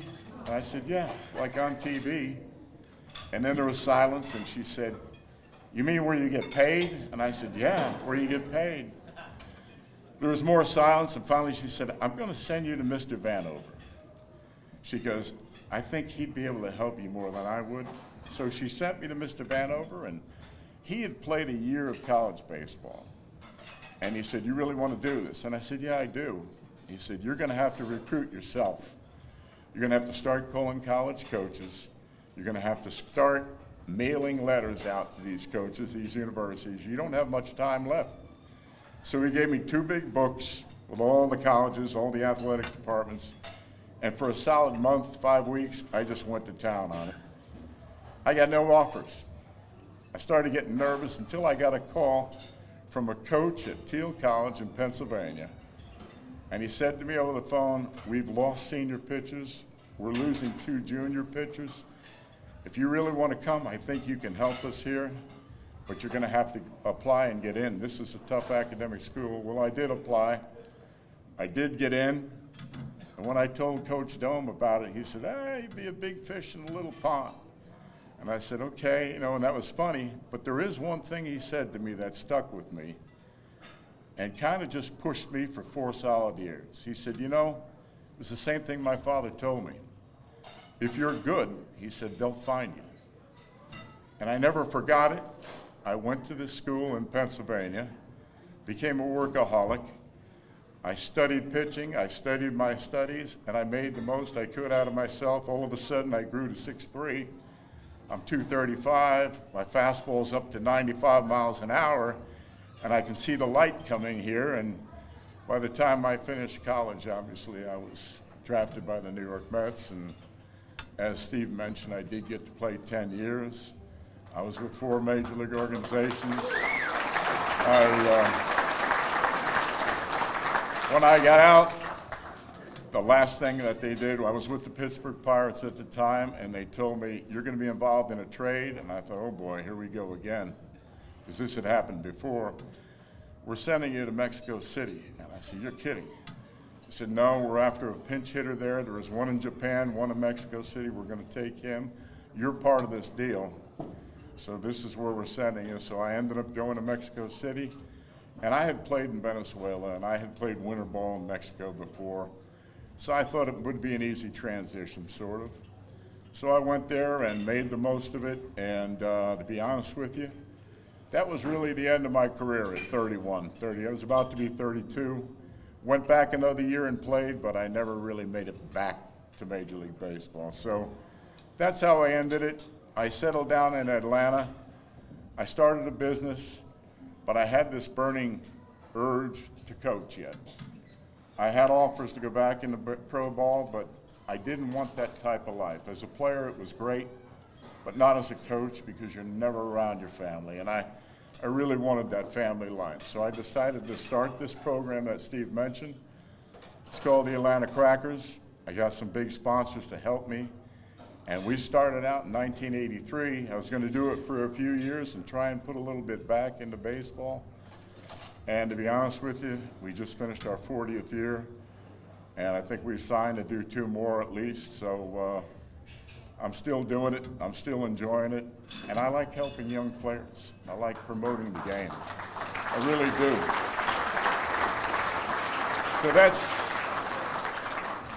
for those of you who don't know me, that's kind of my story. And like I said, I appreciate this. I can't thank my family enough for coming. My cousin Cindy and Francine are here, both my daughters, my son-in-law. Obviously, Steve came up. He flew up today. I can't thank him enough. But the last thing I do want to say is, I've been to a lot of Hall of Fame banquets around the country. And what you've got here and what you've done here, this just blows me away. It can't get any better than this. I can't even imagine another high school anywhere in America putting together a better production than what I'm seeing, what I've seen on film, what I'm seeing tonight. The work your committees have done and the work the volunteers do here year-round, I know how much effort this takes. You guys have created just a #1 production here, and I'm just, in the end, you know what it comes down to, I'm just proud of you guys so much that it's me who's really proud of all of you. So thanks for having me. I hope I didn't talk too long, but God bless all of you and thank you.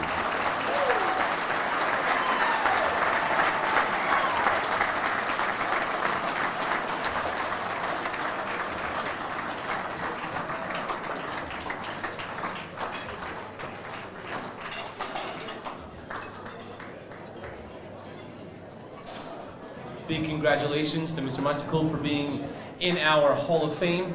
Although I do take offense to what you said about not getting any girls with glasses and spiky hair. I appreciate that. Thank you very much. And thank you to Kevin Costner for the beautiful words to introduction. That was one. Oh, I mean Steve Autry. Thank you for the beautiful words. Our next presenter is bringing up someone that I knew very well in high school. She is one of our mid-90s graduates, so I'm very excited for this one. The presenter is our former head softball coach and newly anointed member of the West Milford Athletic Hall of Fame, Jim Dransfield.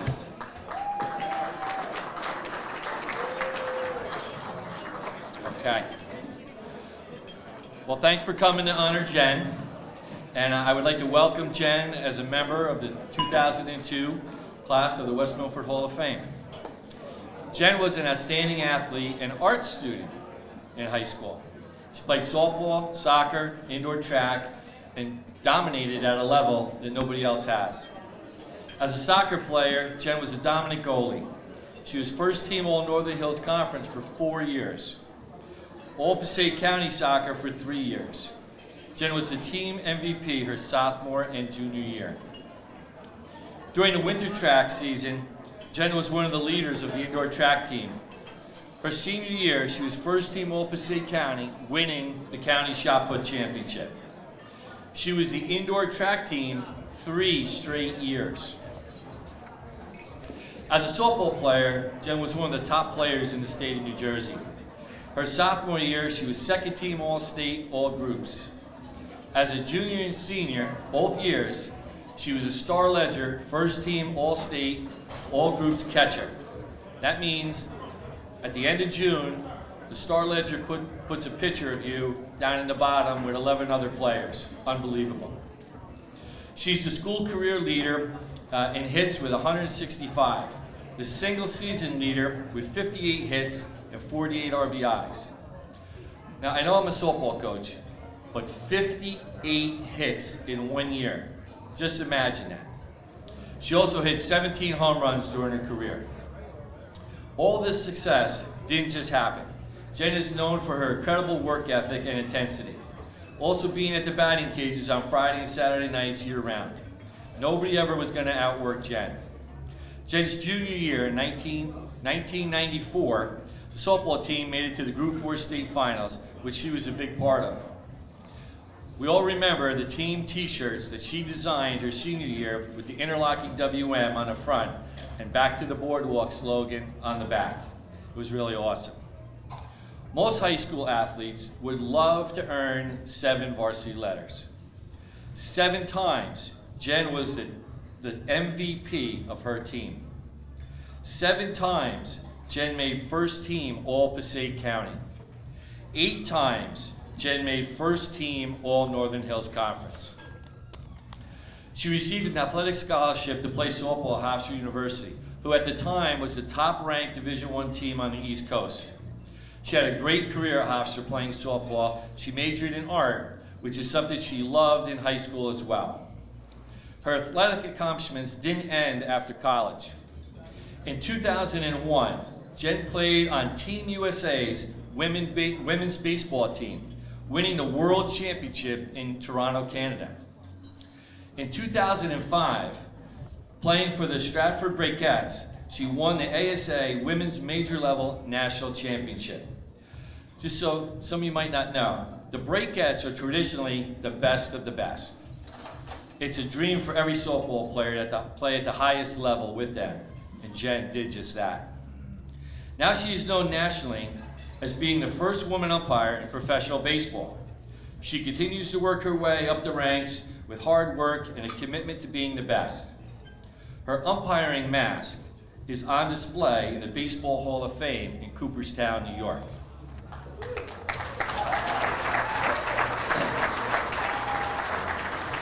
She has been highlighted on ESPN and MLB Network multiple times.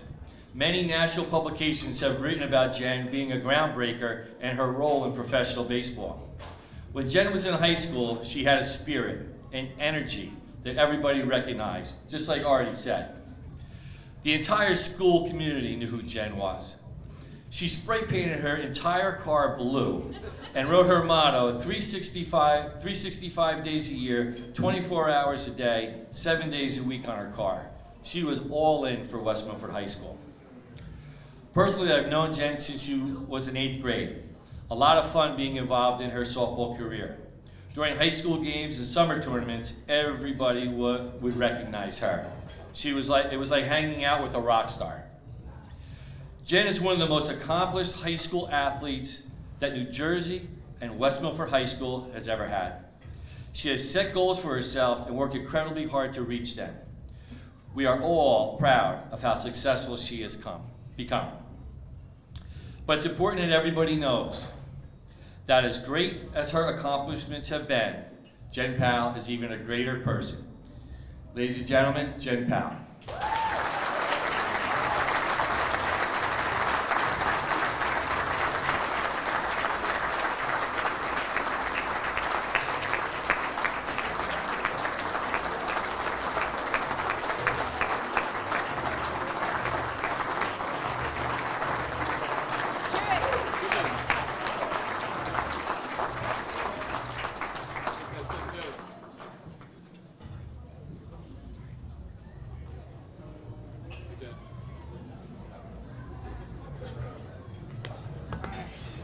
Well. I too want to say thank you. This is quite an honor to be selected with so many amazing athletes, and to be teammates, to walk the halls with the '94 team, with Chen Milford, with Kirsten, to be on the team in the hallway. It was electrifying, at least when we went through. I was excited to go to school. I was, Blakely and Poppy and Hayes and Gillen and Trans and Fink. When they're together, I really miss this. I have really missed this. It is infectious to be among you. It is great to be home again. I really don't have any words. I know they're going to be inadequate to express how much gratitude and appreciation I have to the West Milford just community as a whole, to the school district, to the Hall of Fame committee, to all my coaches, to my teammates, to the teachers, and our fans. We did have quite a fan base. To my family, to my dad, who would stay up late. He was working 2 jobs and would somehow get my uniforms clean. I don't know how he did it. All collectively, all of your support, your inspiration, and your enthusiasm has lasted me a lifetime. It really resonated with me. Whatever chemistry we have as a community, a sports community, it has run throughout my life, and I'm still going. I'm gonna stay out there till my body gives out. I had some memories that I kind of jotted down, and I'd like to share. I don't know if all these people are here or not, but I remember I wanted to thank Dennis Howes, who was in Macapin. He came up to me sometime in 7th grade and asked me, he was the soccer coach for the middle school, and asked me, Jen, why aren't you playing sports in the fall? And I was like, because I'm not, it's not softball season. And he said, why don't you give soccer a try? So he ended up connecting me to be a goalie. And then, I just wouldn't have gone into soccer without him. I want to thank probably the 2 biggest guys in the school when I was starting my sophomore year, Rob Shore and Ben Smith. They also came up to me in the cafeteria, and these guys were juniors that year, and they were huge, and I really respected them. And they were like, Jen, we know you're not playing basketball this year. Why don't you come spend the winter in the weight room with us and get ready for softball? We can do winter track together. And I was like, yeah, let's do that. That's a great idea. So that's how I got into winter track, throwing the shot put. I want to thank Mr. Poppy for taking me on the team, and just Mr. Hayes and Mr. Gillen for making that just a blast. And thank you for not making us run as much as the runners. I really appreciate that. I want to thank Mark Mayer and Lisa Lindstrom for being my batting cage buddies when we wanted to go out and hit all through high school. And Mr. Burks would come out for varsity soccer practice and just kick shots on goal. He'd just spend 25 minutes kicking, and that was really special.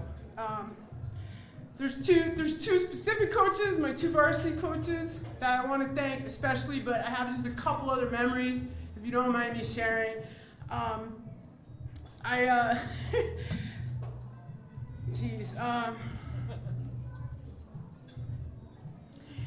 I want to thank Larry Harding, who I know is here, and just again the community as a whole. I never knew I thought it was always awesome to be a female athlete. I never knew anything else, okay? And I don't know how you felt about that, Jen, but when we were coming through, all of our coaches, if they coached the women's sports or the boys or the men's sports, however it worked out, like everybody was excited about women's athletics at West Milford. And you know, going into life after graduating, going into college, and after that, I didn't realize that that wasn't how it is all the time. And I just want to thank the community again for setting a standard, and I don't accept anything less now. So when I went through life,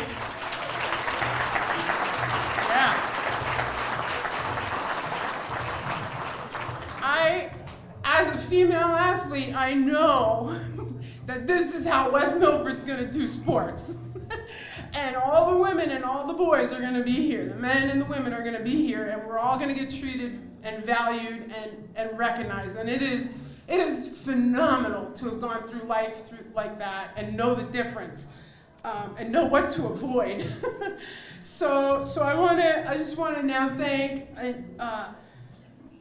my varsity soccer coach, John Fink, which I'm not sure where he is, but he's right here. He's right here. I want to thank you so much from the bottom of my heart. The impression that you made in my career and formulating me as a young woman, all of your passion and fiery pregame, in-game, post-game talks, they got through. And I have this voice in me that says, get better, and give everything on the field. And I know the difference when I'm not. And on the professional baseball field every day, I have get better. You know, give everything you got on the field. And your talks, your mindset, and your relentless outpouring of your heart and passion thank you so much. It is an honor. It was an honor to play for you. And again, I can't thank you enough. Really.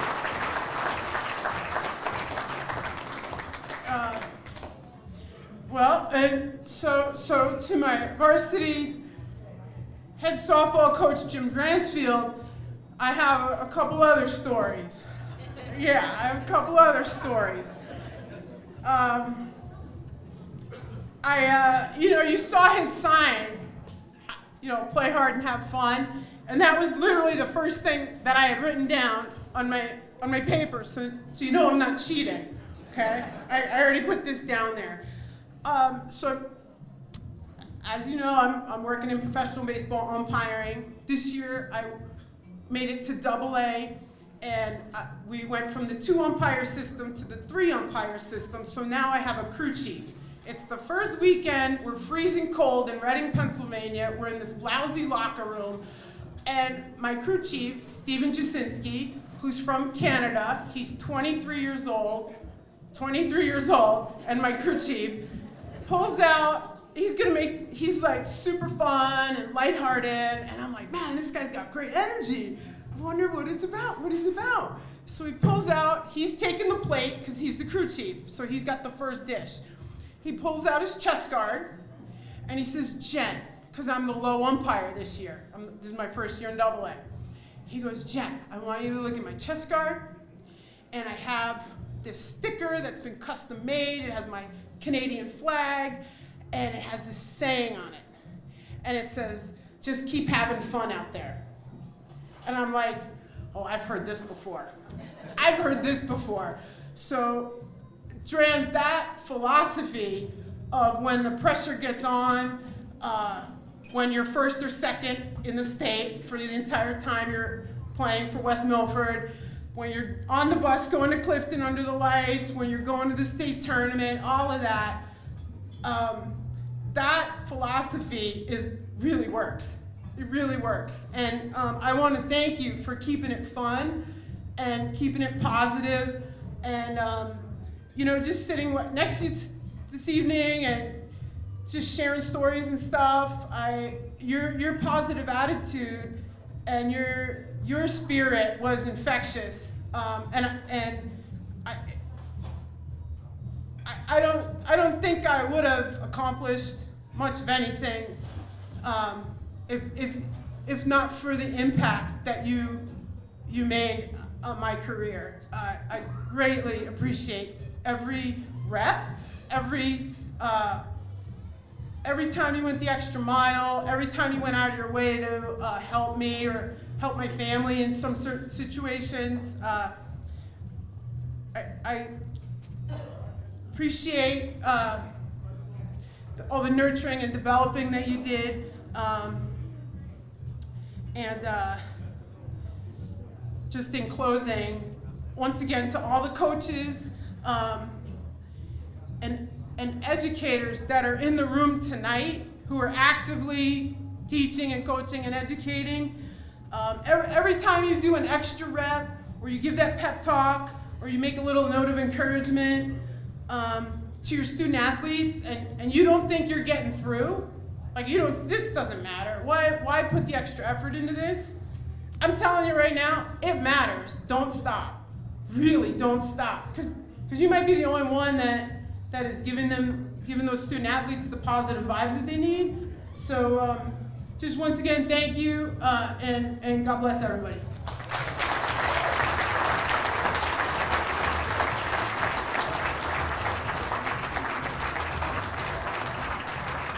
I told you, the energy from her is always endless. Thank you very much, Jen, and congratulations on being the newest member of the West Milford Athletic Hall of Fame.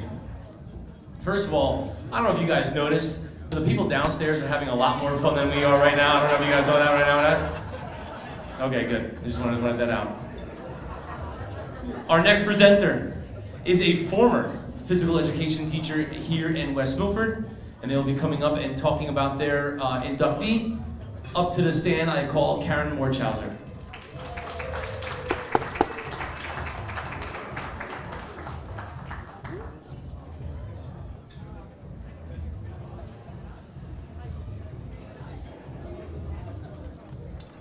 Hi, good evening.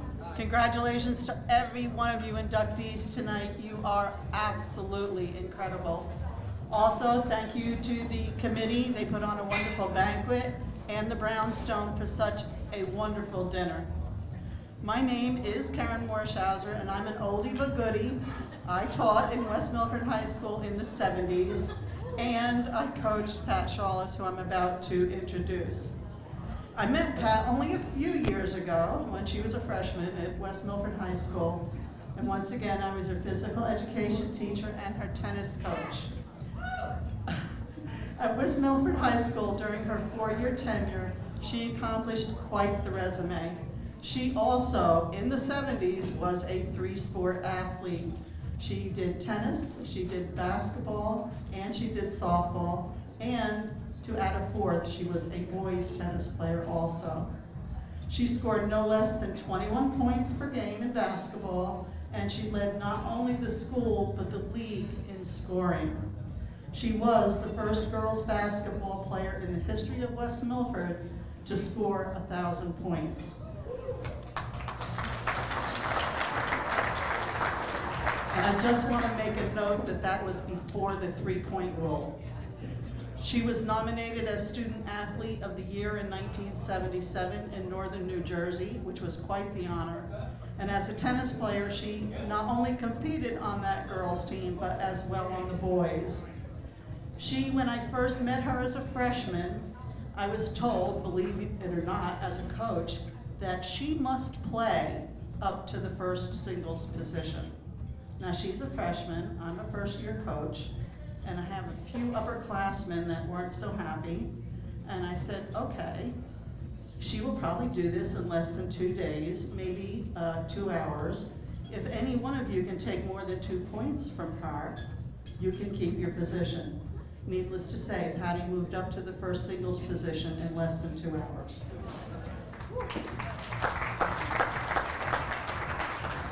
As a freshman, Patty earned an 11-1 record, and that was in the #1 singles position. Her sophomore year, she was 15-1, and then in her junior and senior year, she took it to a whole nother level and was undefeated. Patty climbed her way to the semifinals each year in the New Jersey Scholastic Tennis Tournament. On the boys' team, which she probably was not too popular, she compiled a record of 16-7 in the second singles position. Her academic accomplishments of being an honor student every year, every marking period at West Milford, and her athletic superiority earned her this position. She earned a full tennis scholarship to Old Dominion, the first ever given out. She was also inducted into the Old Dominion Sports Hall of Fame. In addition, Pat contributed to many school and community activities, both at West Milford and Old Dominion. I know everyone's exhausted. I'm exhausted. I'm a grandma. I go to bed at 8 o'clock. So without further ado, I'd like to present to you Pat Shawless Roberts.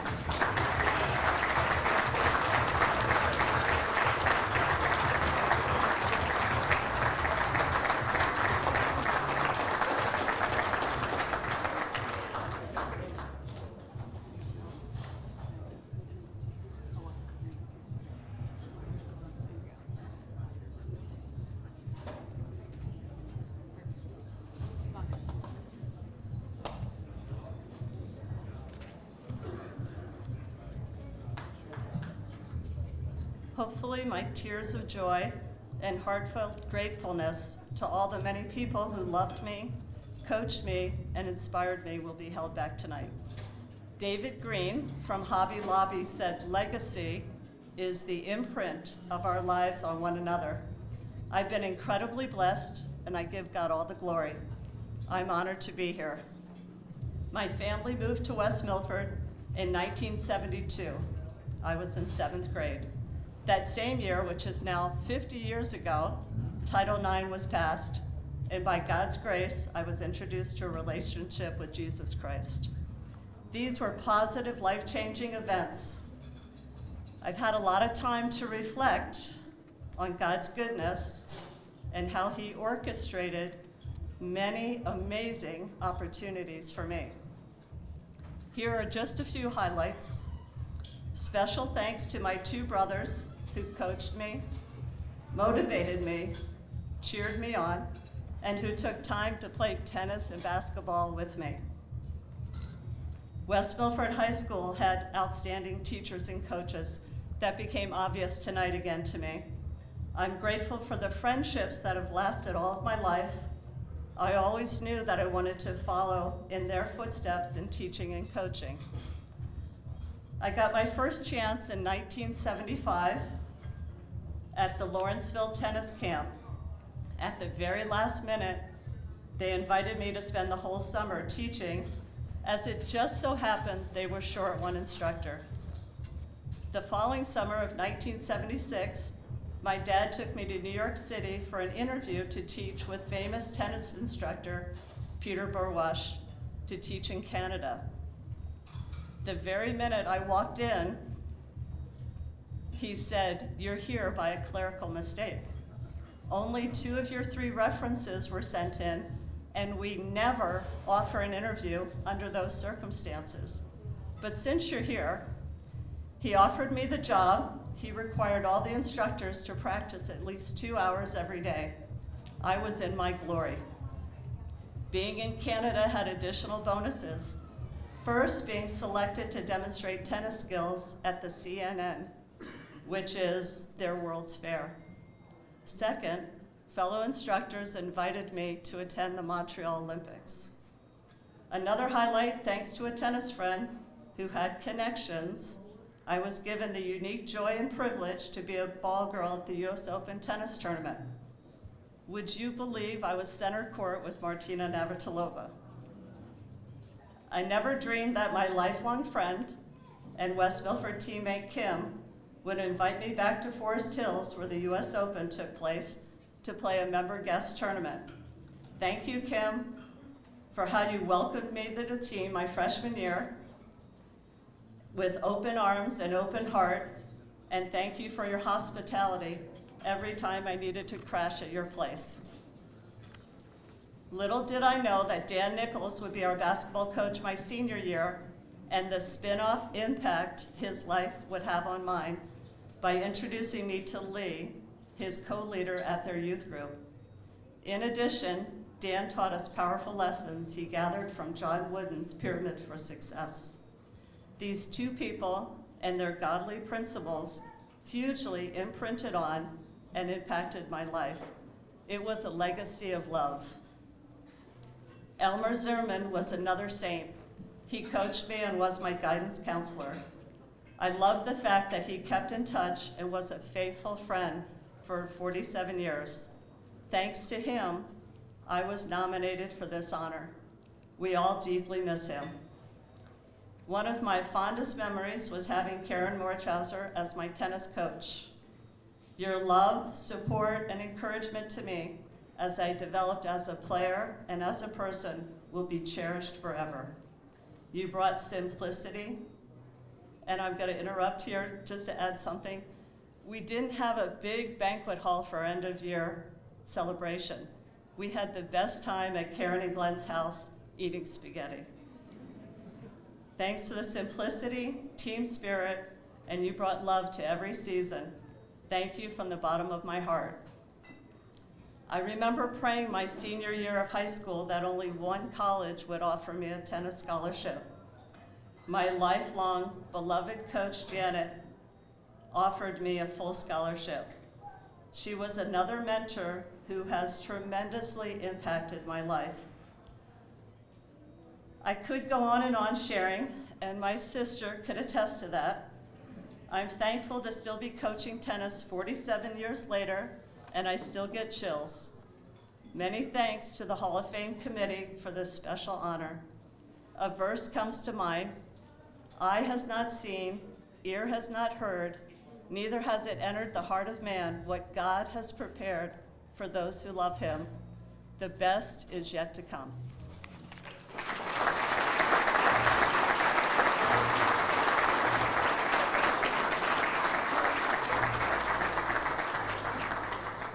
Congratulations again on entering the West Milford Athletic Hall of Fame. There you go. Before our last individual athlete entrance, the Hall of Fame committee has just been reminded that we do have a 50-50 going. It is up over $400 to the winner right now. If you would like to buy tickets, they are being sold in the back.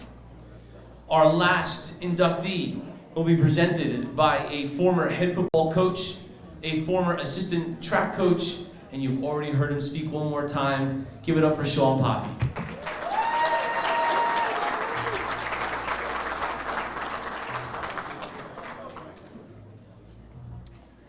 Good evening once again, and again a special welcome to our recipients' families, teammates, coaches, and friends that are here this evening.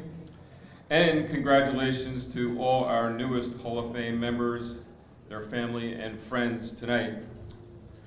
I'm sure a lot of our inductees tonight will be the first to admit that this evening would not be possible without all of you here tonight, having provided them with support, guidance, and even some love during their competitive days, and especially this evening. Tonight, I have the honor to introduce a former player and friend who participated and excelled in 3 sports at West Milford. In football, he was a running back, receiver, corner, kick returner, and was the hardest hitter recipient his senior year with 3 awards. I mention that because that was a big deal back in the day. Everybody wanted to get that at the end of the week. It was a very competitive award. In wrestling, he excelled in the Passaic County and district tournaments and wrestled in the Region 4 state tournament, along with wrestling on 2 conference championship teams. In track, he finished his senior year as the point leader on our conference championship track team. All told, he earned 10 varsity letters, was the captain of his football and track team his senior year, along with the first team all-conference honors in all 3 sports his senior year. But his athletic career did not stop after high school. He was also a 2-sport scholarship athlete in football and wrestling at Division I Wagner College.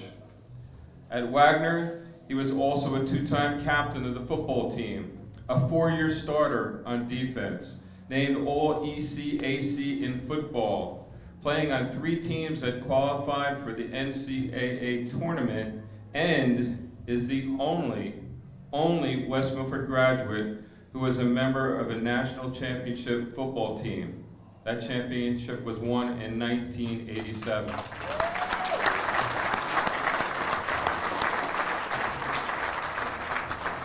Additionally, while at Wagner, he was a two-time national qualifier, place winner in wrestling, and was ranked nationally during his junior year. Quite a stellar high school and college career filled with success that anyone could only dream about. If I could just take a second and share one thing. As a former coach, I don't get the thrill of victory anymore, sadly. However, my enjoyment is when I see former players, and many here tonight, and I can't wait to catch up with them a little later, and they greet me as Coach. It's a name I will cherish forever and has so much meaning. I always enjoy speaking with them and hearing about all their present lives, their families, and let's include talking about those glory days. So where am I going with this? Well, I'm also honored, very honored, and proud to introduce our honoree and add to his list of accomplishments, now with the title of Coach. He has spent 10 plus years as a Division I college football coach at Davidson College, 2 years at Division III, if you remember Uppsala, as a football and wrestling coach, and perhaps his most challenging, 8 years as a high school football coach, defensive coordinator, Gillen will appreciate that, in North Carolina. After many conversations with him regarding the Hall of Fame family, and I also would like to acknowledge his wife, Linda. They have 3 beautiful daughters who I've never met, but they seem like tremendous people. One's at Virginia Tech, another one's at Auburn, and another one's home becoming a champion volleyball player her senior year. But anyway, and coaching past and present, I know when he is called Coach, he is extremely proud of that fact and title as well. It is my honor and privilege to present him tonight. Ladies and gentlemen, please help me welcome a great West Milford athlete, a national champion, a leader on and off the field, a coach, and now one of the newest members of this year's West Milford Hall of Fame, number 25, Frank Swartz.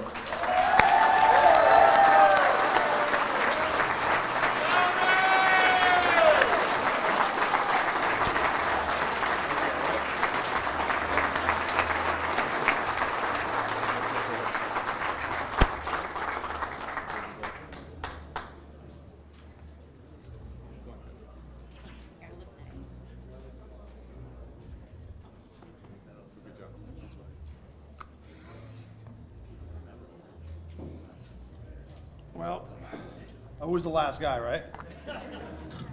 I promise it looks a lot, it's 50 point, fine point, we're good. Well, good evening, everyone. Thank you, Coach Poppy.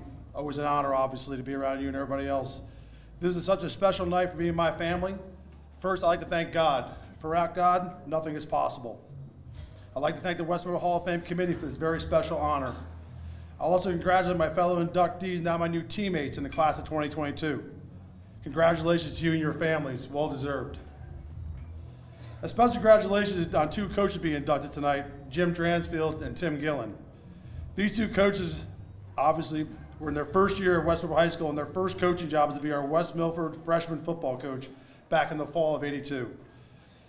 This is particularly special to be inducted with these 2 fine coaches, but I am pretty sure they're not being inducted tonight based upon our performance back in the fall of '82, because honestly, we were downright awful. Maybe 1 win, I don't even know. Not very good. I do have a bunch of thank yous tonight.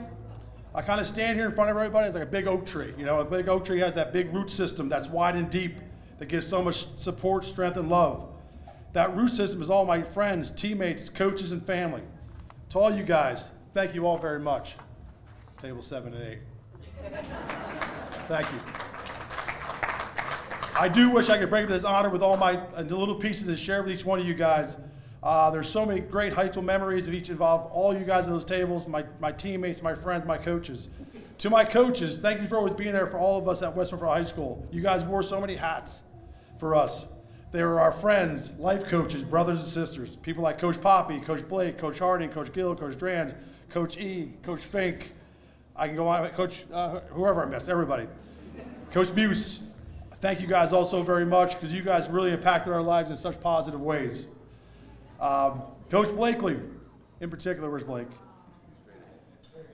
Thank you for teaching us how to work so hard and become better wrestlers and people. We're so lucky to have a college wrestler as our West Milford High School wrestling coach. You're one of the toughest guys we know, period. If you ever wrestle him, you know what I'm talking about.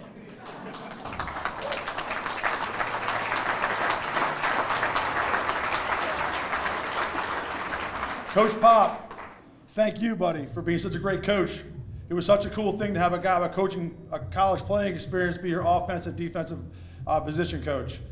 I also want to thank you for preparing my life for after West Milford at Wagner College. Those early morning, before school donut film sessions, the hit or sit, are you hurt or injured, and many, many other things in the world of Poppy. You taught me how to work hard, watching film to break down the opposing team correctly and become a team leader, which led to me playing 4 years in college. Thank you for that. Coach Poppy has over 80 wins as West Milford High School football coach and has 7 playoff appearances, both are the most in the 60-year history of West Milford. One day soon, Coach Blake and Coach Pop, you'll be standing up here. To my aunts and uncles, some are here tonight. My Aunt Deanna, my Uncle Steve, my Uncle Frank, Aunt Maureen, my cousins, Rebecca, Barry, and Kate. Thank you guys so very, very much for being there and always being with me through my playing and coaching career. Thank you so much. I'd like to say thank you to my sisters, Arlene and Amory, for being my tackling dummies growing up. Well, I guess maybe I was Arlene's tackling dummy because she was way tougher than I was. You both were my rocks. I can always count on you both to cheer me on through all the wins and be my support system when things did not go as planned. I love you both very much, and thank you for being by my side forever, every day. To my mother and father, I'm sure they're looking down from heaven tonight with big smiles on their faces. This is a tough one for me.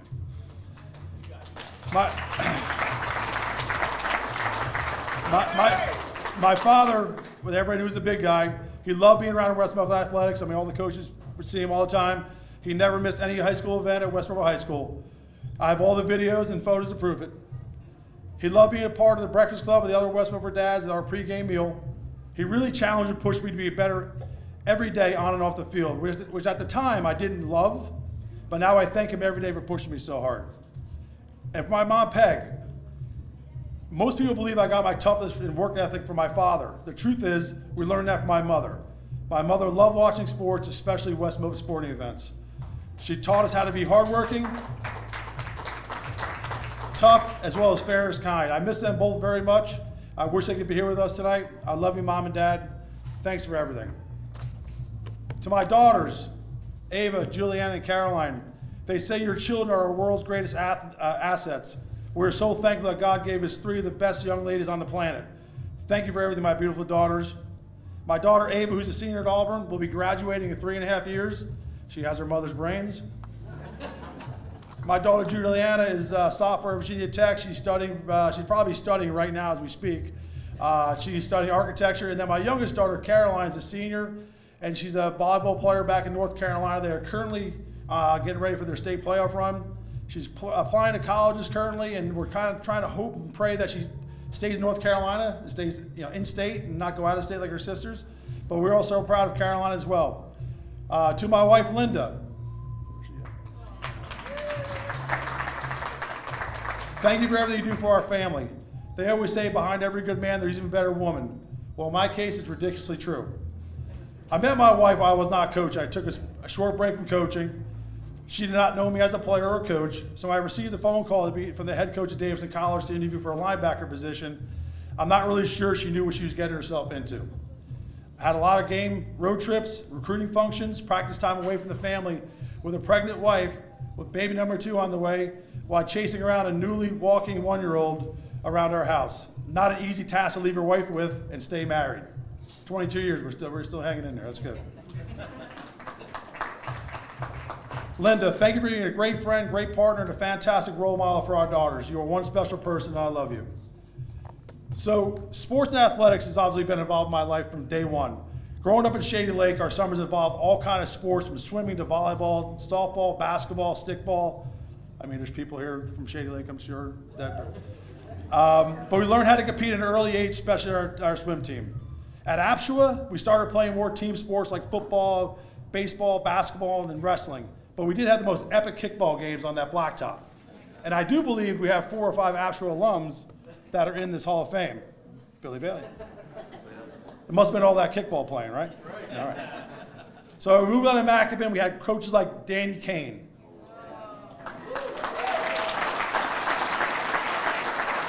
Coach Kane was one of those guys that when I was wrestling in middle school, he really tried to push me. He sent me to different tournaments and different things I wasn't ready for. But I learned pretty quickly that I needed to work harder. So Coach Kane, thank you very much for everything. I know you're looking down, brother. So we move on from high school, where I played football, wrestling, and track, as Coach Poppy mentioned. But I really enjoyed my high school experience. But I did have some things that really changed my life forever in athletics. I was the only sophomore really playing varsity in 1983. I played the first 3 games, and I guess I wasn't playing great. And I never saw the field the rest of those 6 games. In my junior year of wrestling, I was splitting time between JV and varsity. I was undefeated on JV. I didn't think I lost a match as a sophomore or freshman. So when an opportunity came up because of injury to get a chance to wrestle in the districts, Coach Blake went a different direction to fill in with another wrestler, not me.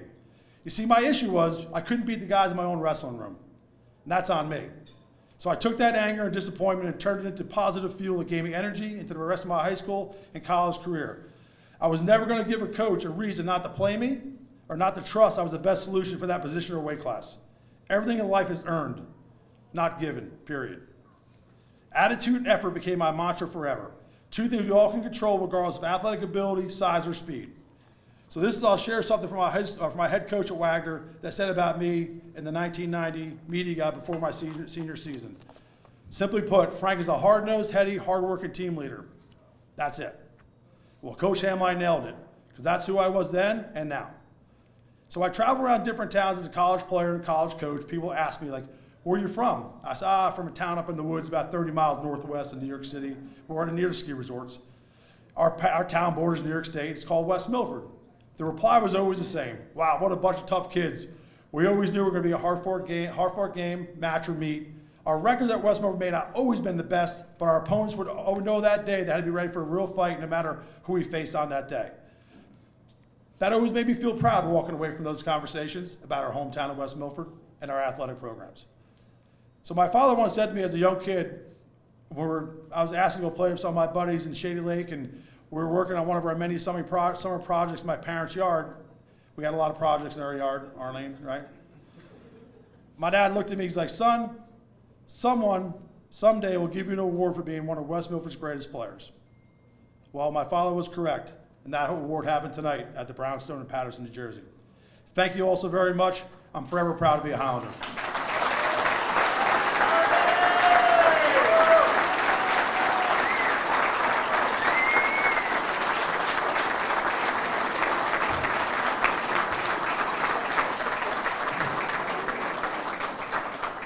For this? You sure? Thank you very much, Frank, and again, congratulations on being the next inductee in the West Milford Athletic Hall of Fame. It's funny that Frank brought up Coach Blake and somebody else, and Ragona before brought up Coach Blake, just for a quick moment. I don't know if anybody's ever had the pleasure of being a wrestling partner with Coach Blakely, but let me put this out there in the world. If you ever have the choice of wrestling Coach Blake or giving birth to a flaming porcupine, may I suggest the second choice for lack of pain. Real quick before we finish up here, we have 3 more inductees, but our last announcement for the most dedicated award and 2 scholarships. As mentioned, the Hall of Fame is a student-centered, and each team received a trophy for the most dedicated student athlete sponsored by this very own Hall of Fame. In addition, the Hall of Fame awards a scholarship to 1 male and 1 female at the end of every school year. Mr. Trentacosta made me say that, I apologize. Now, let's move on to the last 3. Next one is going to be our introduction of our special contributor. The presenter needs no introduction. Famous, infamous, infamous, I'm not sure how you would say it, just moved to Indiana, and Indiana says, you know what, take him back for a week. We're not sure if we can handle him. We need like a weaning in process, like maybe, 2 months in, 1 week back, just something like that, back and forth a little bit. God bless John Fink, because we pick on him mercilessly, but we all know right now that there's something that John Fink, that we all love about John Fink, and that's his wife, Leslie Fink. Just kidding, John, we love you too. Presenter for our next award is John Fink.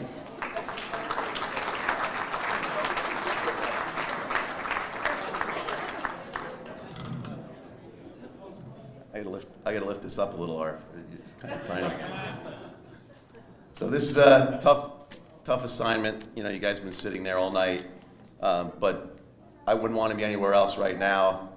I'm extremely proud to be up here speaking about my friend Bob. I'd really like to congratulate all the inductees. Most of you I've known or have watched play, and it's just an honor to see you guys up here. So congratulations to Drans and Gil, especially two of my colleagues. I had the privilege of coaching with Drans for 8 years, and I think Gil, did I let you coach basketball? Was there something wrong with me? Oh, he's outside, so but Gil, he didn't mention it, but he was my JV basketball coach for a couple years too. So, but I don't think he wants to talk about that. You know, I'm up here to talk about Bob Henry. Bob's our special contributor for this class of 2022, and I couldn't be more privileged to be up here. It really is a highlight of my educational career to be able to stand up here and talk about Bob for a few minutes. First of all, I'd like to welcome all of Bob's family. It was really nice that you guys all came. I saw that you guys were all taking turns keeping him awake, so that was nice of you. Thank you so much. Bless you. But we have Bob's beautiful family in front of us. Bob has 5 great kids. All have turned out to be incredible adults, raising their own families as well. We have Kristen, who I can't find right now. Oh, by the bar. Yes, good job, Kristen. That's where I should have looked. I'm sorry, I didn't know. And then we have Colleen and Kathy, the 2 other daughters, and then Tim, right in front of me. And that's it, right? There's no more, right? Oh, Mike, that's right. Mike, who's left for DC and has never come back. So, but congratulations, Bob. You've raised 5 great kids and more grandkids in front of me than I can even count. So you should be really proud of. If of anything, that should be what you should be most proud of. And of course, his beautiful wife Mary's here next to him. A saint to be said is an understatement, and you'll see why in a second. So Bob had a lot of jobs growing up, and when I was growing up. He worked at AT&T, he catered, he delivered newspapers in the middle of the night, and I know that because we used to run into him in the middle of the night, right, Todd? We used to run into him when I was growing up. He reffed basketball, and he, of course, is one of the most well-known umpires in West Milford history.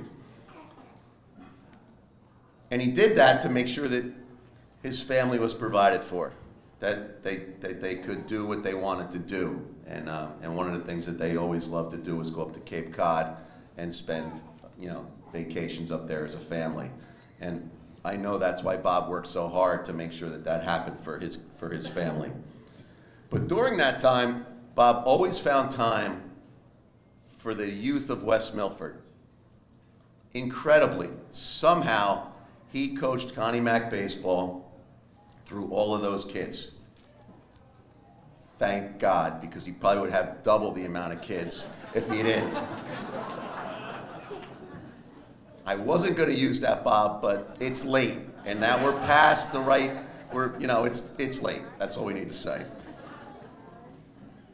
He devoted his time to coaching these kids of West Milford, and for 40 years, made sure that kids had a place to play in West Milford. Incredible. But that's not the only thing he did. He took over the leagues so he could make sure that other kids had a place to play. Bob, at that time, 50, 60 teams at a time, making sure that they had places to play. And I don't know if anybody ever saw Bob drag the field to Kilgallen with his van, right?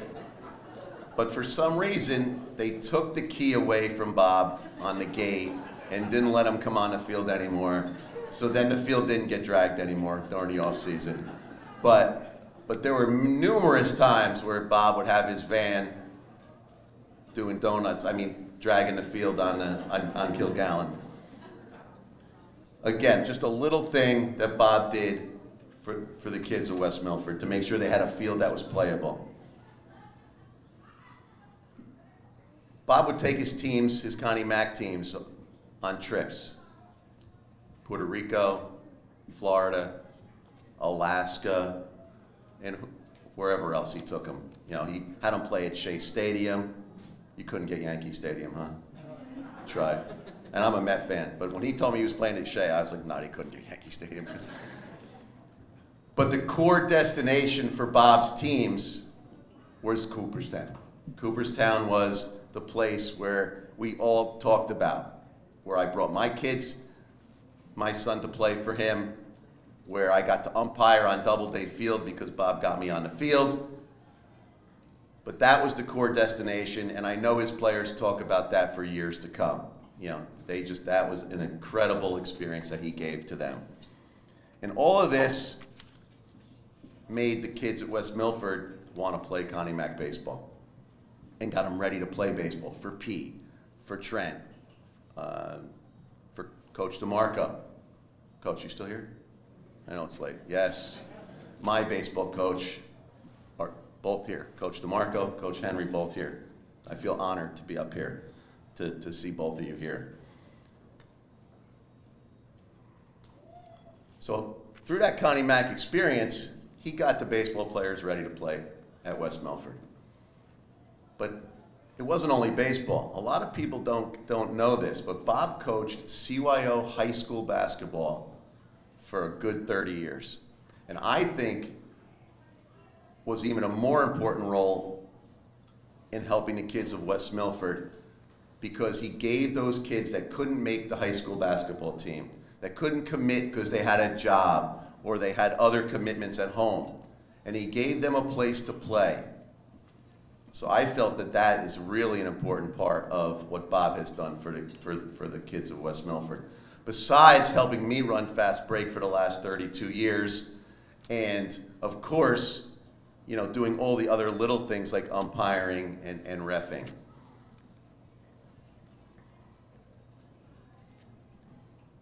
When I saw Bob work with the kids in Connie Mack and in his CYO high school team, one thing always stuck out.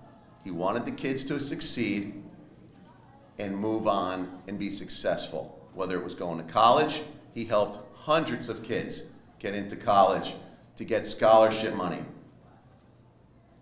CYO basketball, kid who couldn't play for me or just couldn't commit, he would find a way to make sure that that kid not only played basketball, but had a direction after high school. And I really feel that that is where Bob, I think sometimes that gets lost. Everybody thinks of Bob as a baseball coach, but there was more to that. There's way more to Bob than that. So it really is an honor and a privilege for me to stand up here and introduce the newest special contributor to the class of 2022 West Milford High School Athletic Hall of Fame, Bob Henry.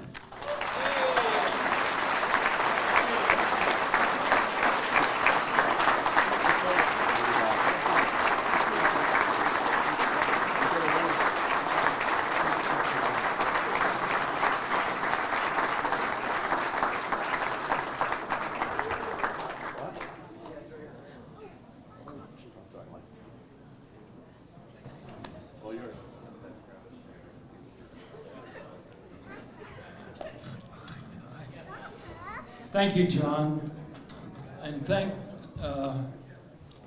everyone that's come out tonight, and congratulations to all the fellow recipients of the awards that we gave out tonight, and it's a pleasure just being here in your midst. I'd like to thank my wife, Mary, who all that I've done over the last 50 years in West Milford couldn't be done without her support. So thank you, honey.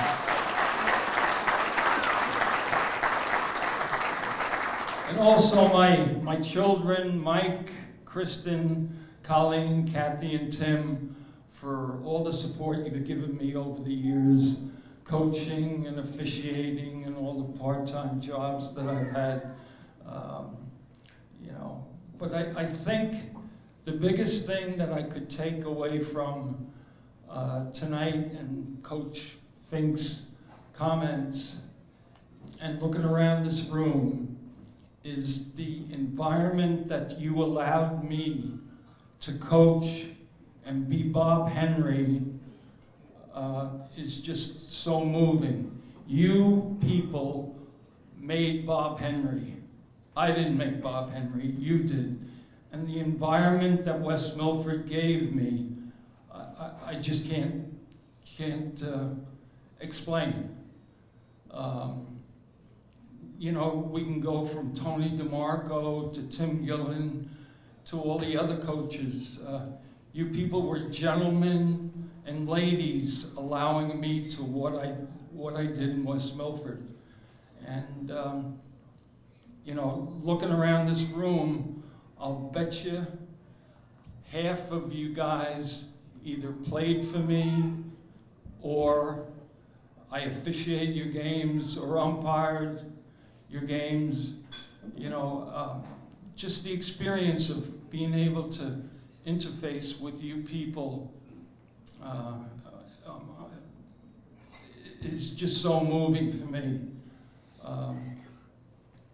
And the experience of coaching you guys and taking you to Alaska, to Puerto Rico, just moving a little bit beyond the borders of West Milford, you know, into another land to prepare you guys for life after West Milford is just so rewarding, and to take a look at what you people have accomplished as I look around this room. And before I stop talking, I'd like to thank all my grandchildren for being here. I know it's kind of late, but thank you for being here.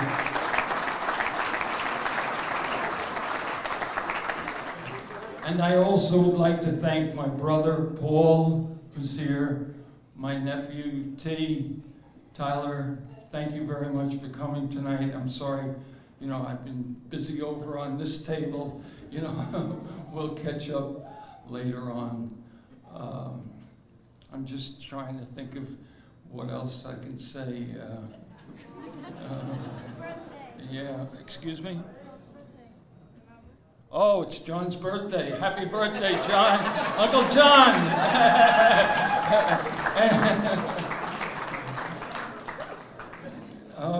I guess that's about it. Thanks, everyone.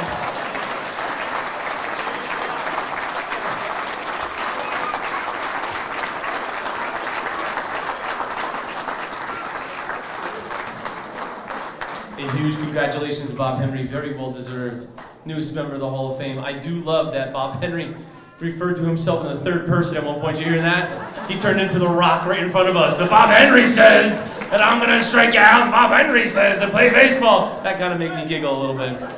All right, so before we get to our last two awards, the Legacy Awards, we are gonna draw our 50-50 right now, so we can get the man, the myth, the legend, Michael Deering. Get up here, buddy. Yes, buddy. You are going to draw the 50-50. Now, we forgot to mention two things before. Number one, this is a no give back. We are standing strong on that one. Unless you want to dedicate it to the Arthur Jakes Retirement Fund, I will gladly accept whatever percentage you would like.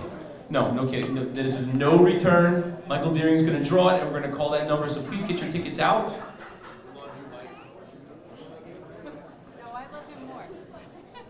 It better be a good one. Oh, I gotta call the number? Oh, Lord. All right, here we go. Oh, I'm sorry. $550 to the winner, by the way. Drinks are on you. 4680936. Who? They already left. 4680936. No, that's not right.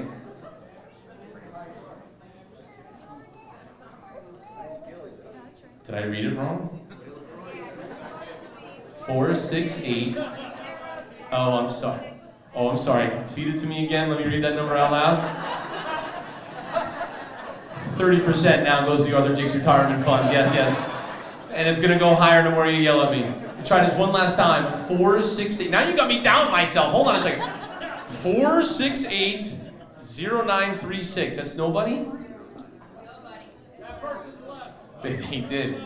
Suckers. Let's try one more time. How do you make this go longer? I know. Pull 15 50-50 tickets. Let's try this. Michael. This is strike 2. Here we go. Let me make sure I got it, Mom. You okay? All right, here we go. 4680200. Shut up. Oh, I thought it was her. Is it really? Are you lying? I don't trust that table at all. Please bring that ticket up here.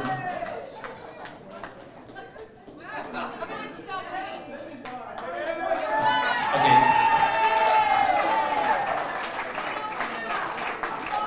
0200.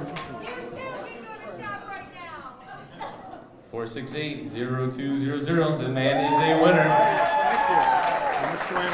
No, nothing yet. Wink, wink. I'll see you after. All right, ladies and gentlemen, we are on to our Legacy Awards.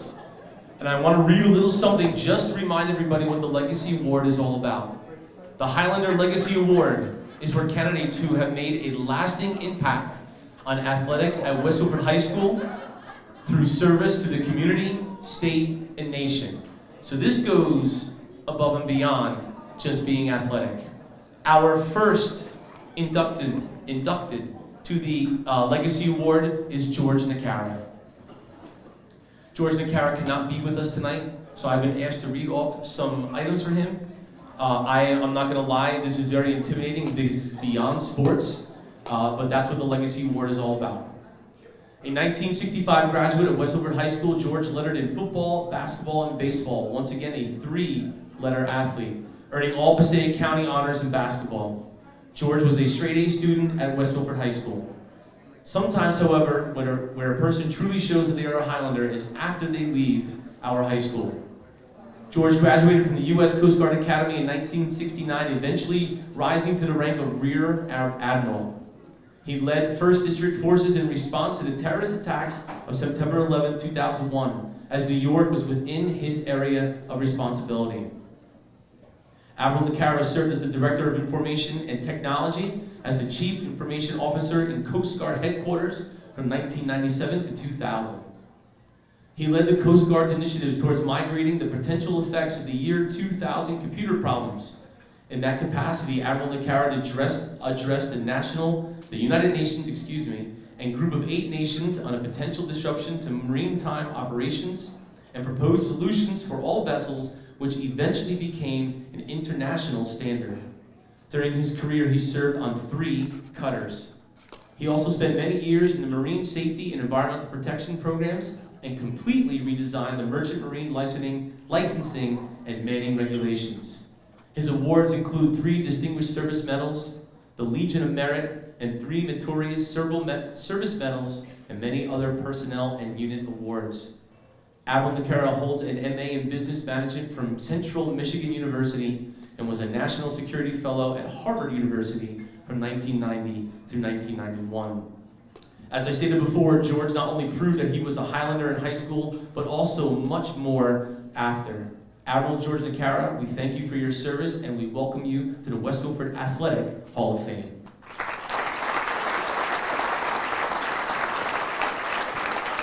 The Nakara family is here, and they'd like to come up for a brief talk about George Nakara. Come on up, guys.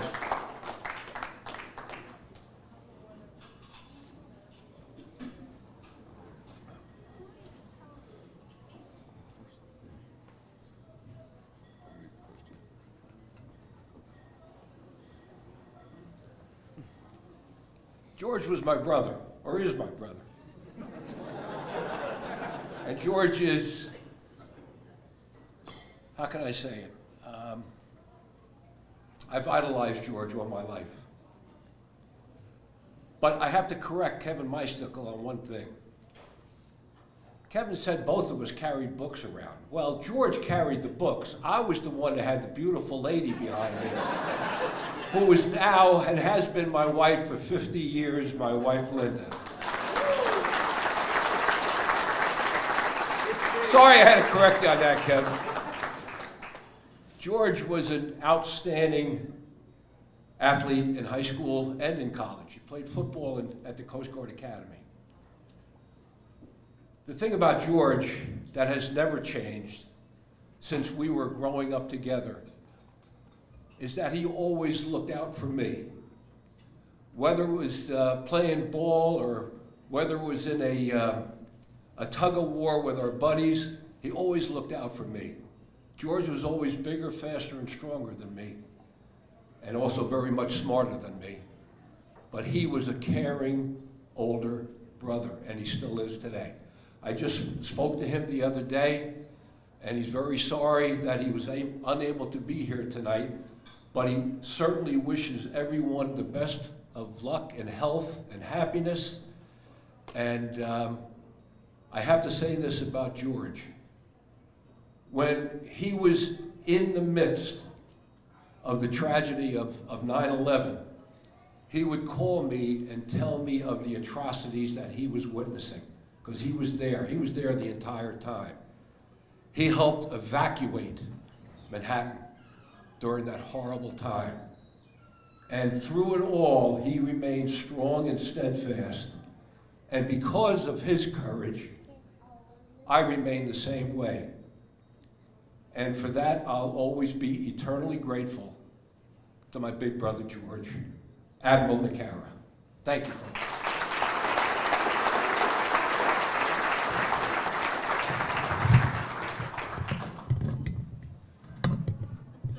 Hard to follow that, but just what I'd like to add is it's an honor to be here tonight, obviously, among everyone here, and being a part of the '94 track team that was inducted tonight is a great honor, and coincidentally to have our uncle be inducted tonight as well. But really, what we take from all this is a big thank you to the committee from the Hall of Fame that is really trying to build a tradition here, and it takes a lot of work and sacrifice and some money spent and a lot of effort. So I think, you know, in talking to my uncle and talking to my family, who's here to support him and myself and all of you, it's really impressive to see the tradition that's trying to be established here, and you know what comes from a tradition or what goes into tradition is a lot of care, and that's everybody here, right? So it's all time and effort, and we care. So hopefully because of that, we can continue this and pass it on to the next generations that follow us, and can hopefully follow in the tradition of Coach Gillen and Coach Poppy and Coach Anzalone that have you know, that started this. So not all of us are lucky enough to live in West Milford and have our kids go to West Milford, but a couple of my brothers do, and I hope that we can support them and everybody here can support their kids that are going to go to West Milford and build on this tradition. So thank you all for being here.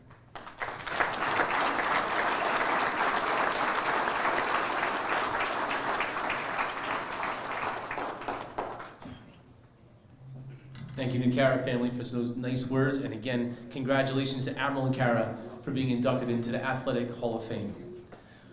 Our last inductee for tonight is also a part of the Highlander Legacy Award. Last but definitely and certainly not least, may I stress that. Our last inductee is Mike McCormick, and we have the McCormick family here to say some words. So I invite the McCormick family to come on up and be our last presenters for tonight.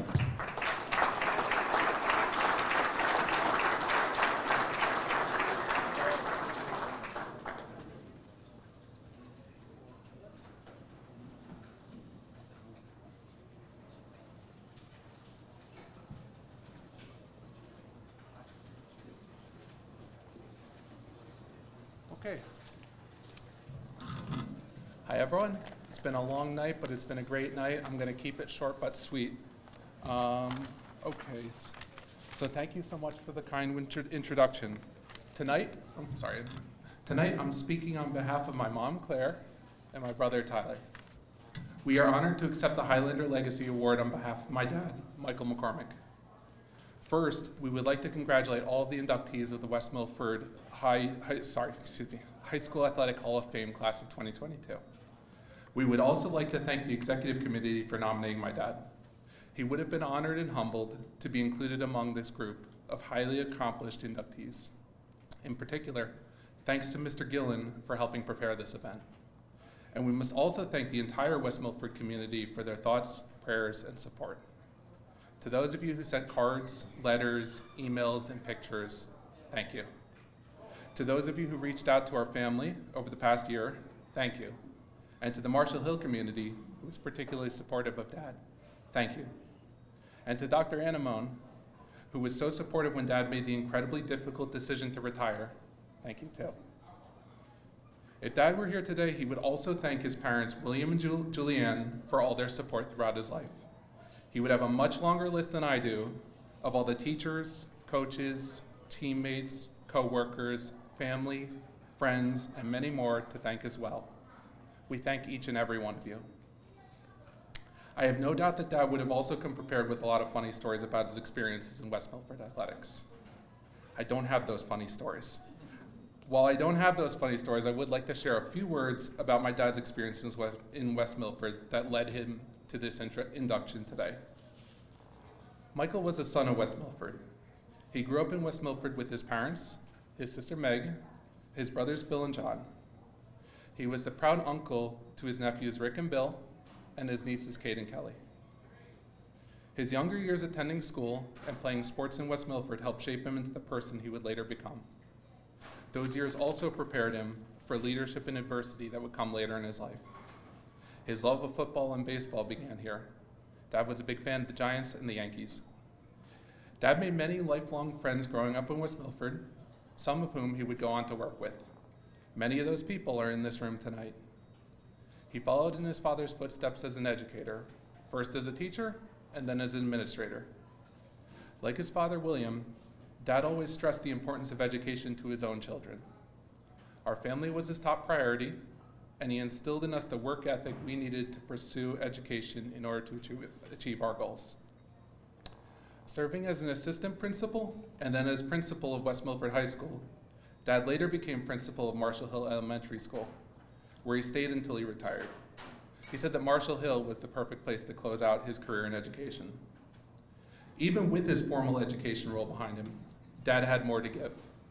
He stayed actively engaged in West Milford education, both through mentoring other educators and through the Athletic Hall of Fame.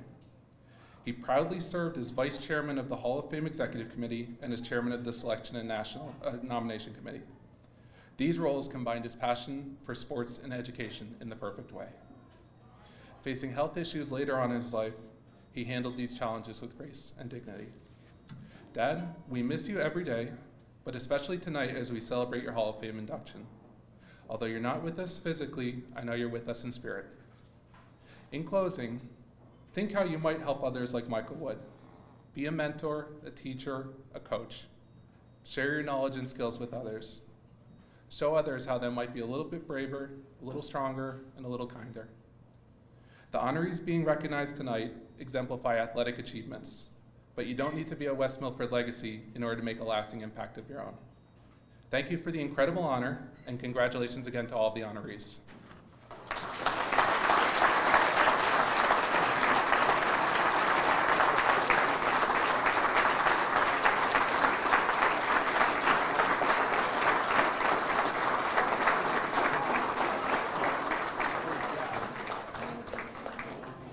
Claire, would you please come up?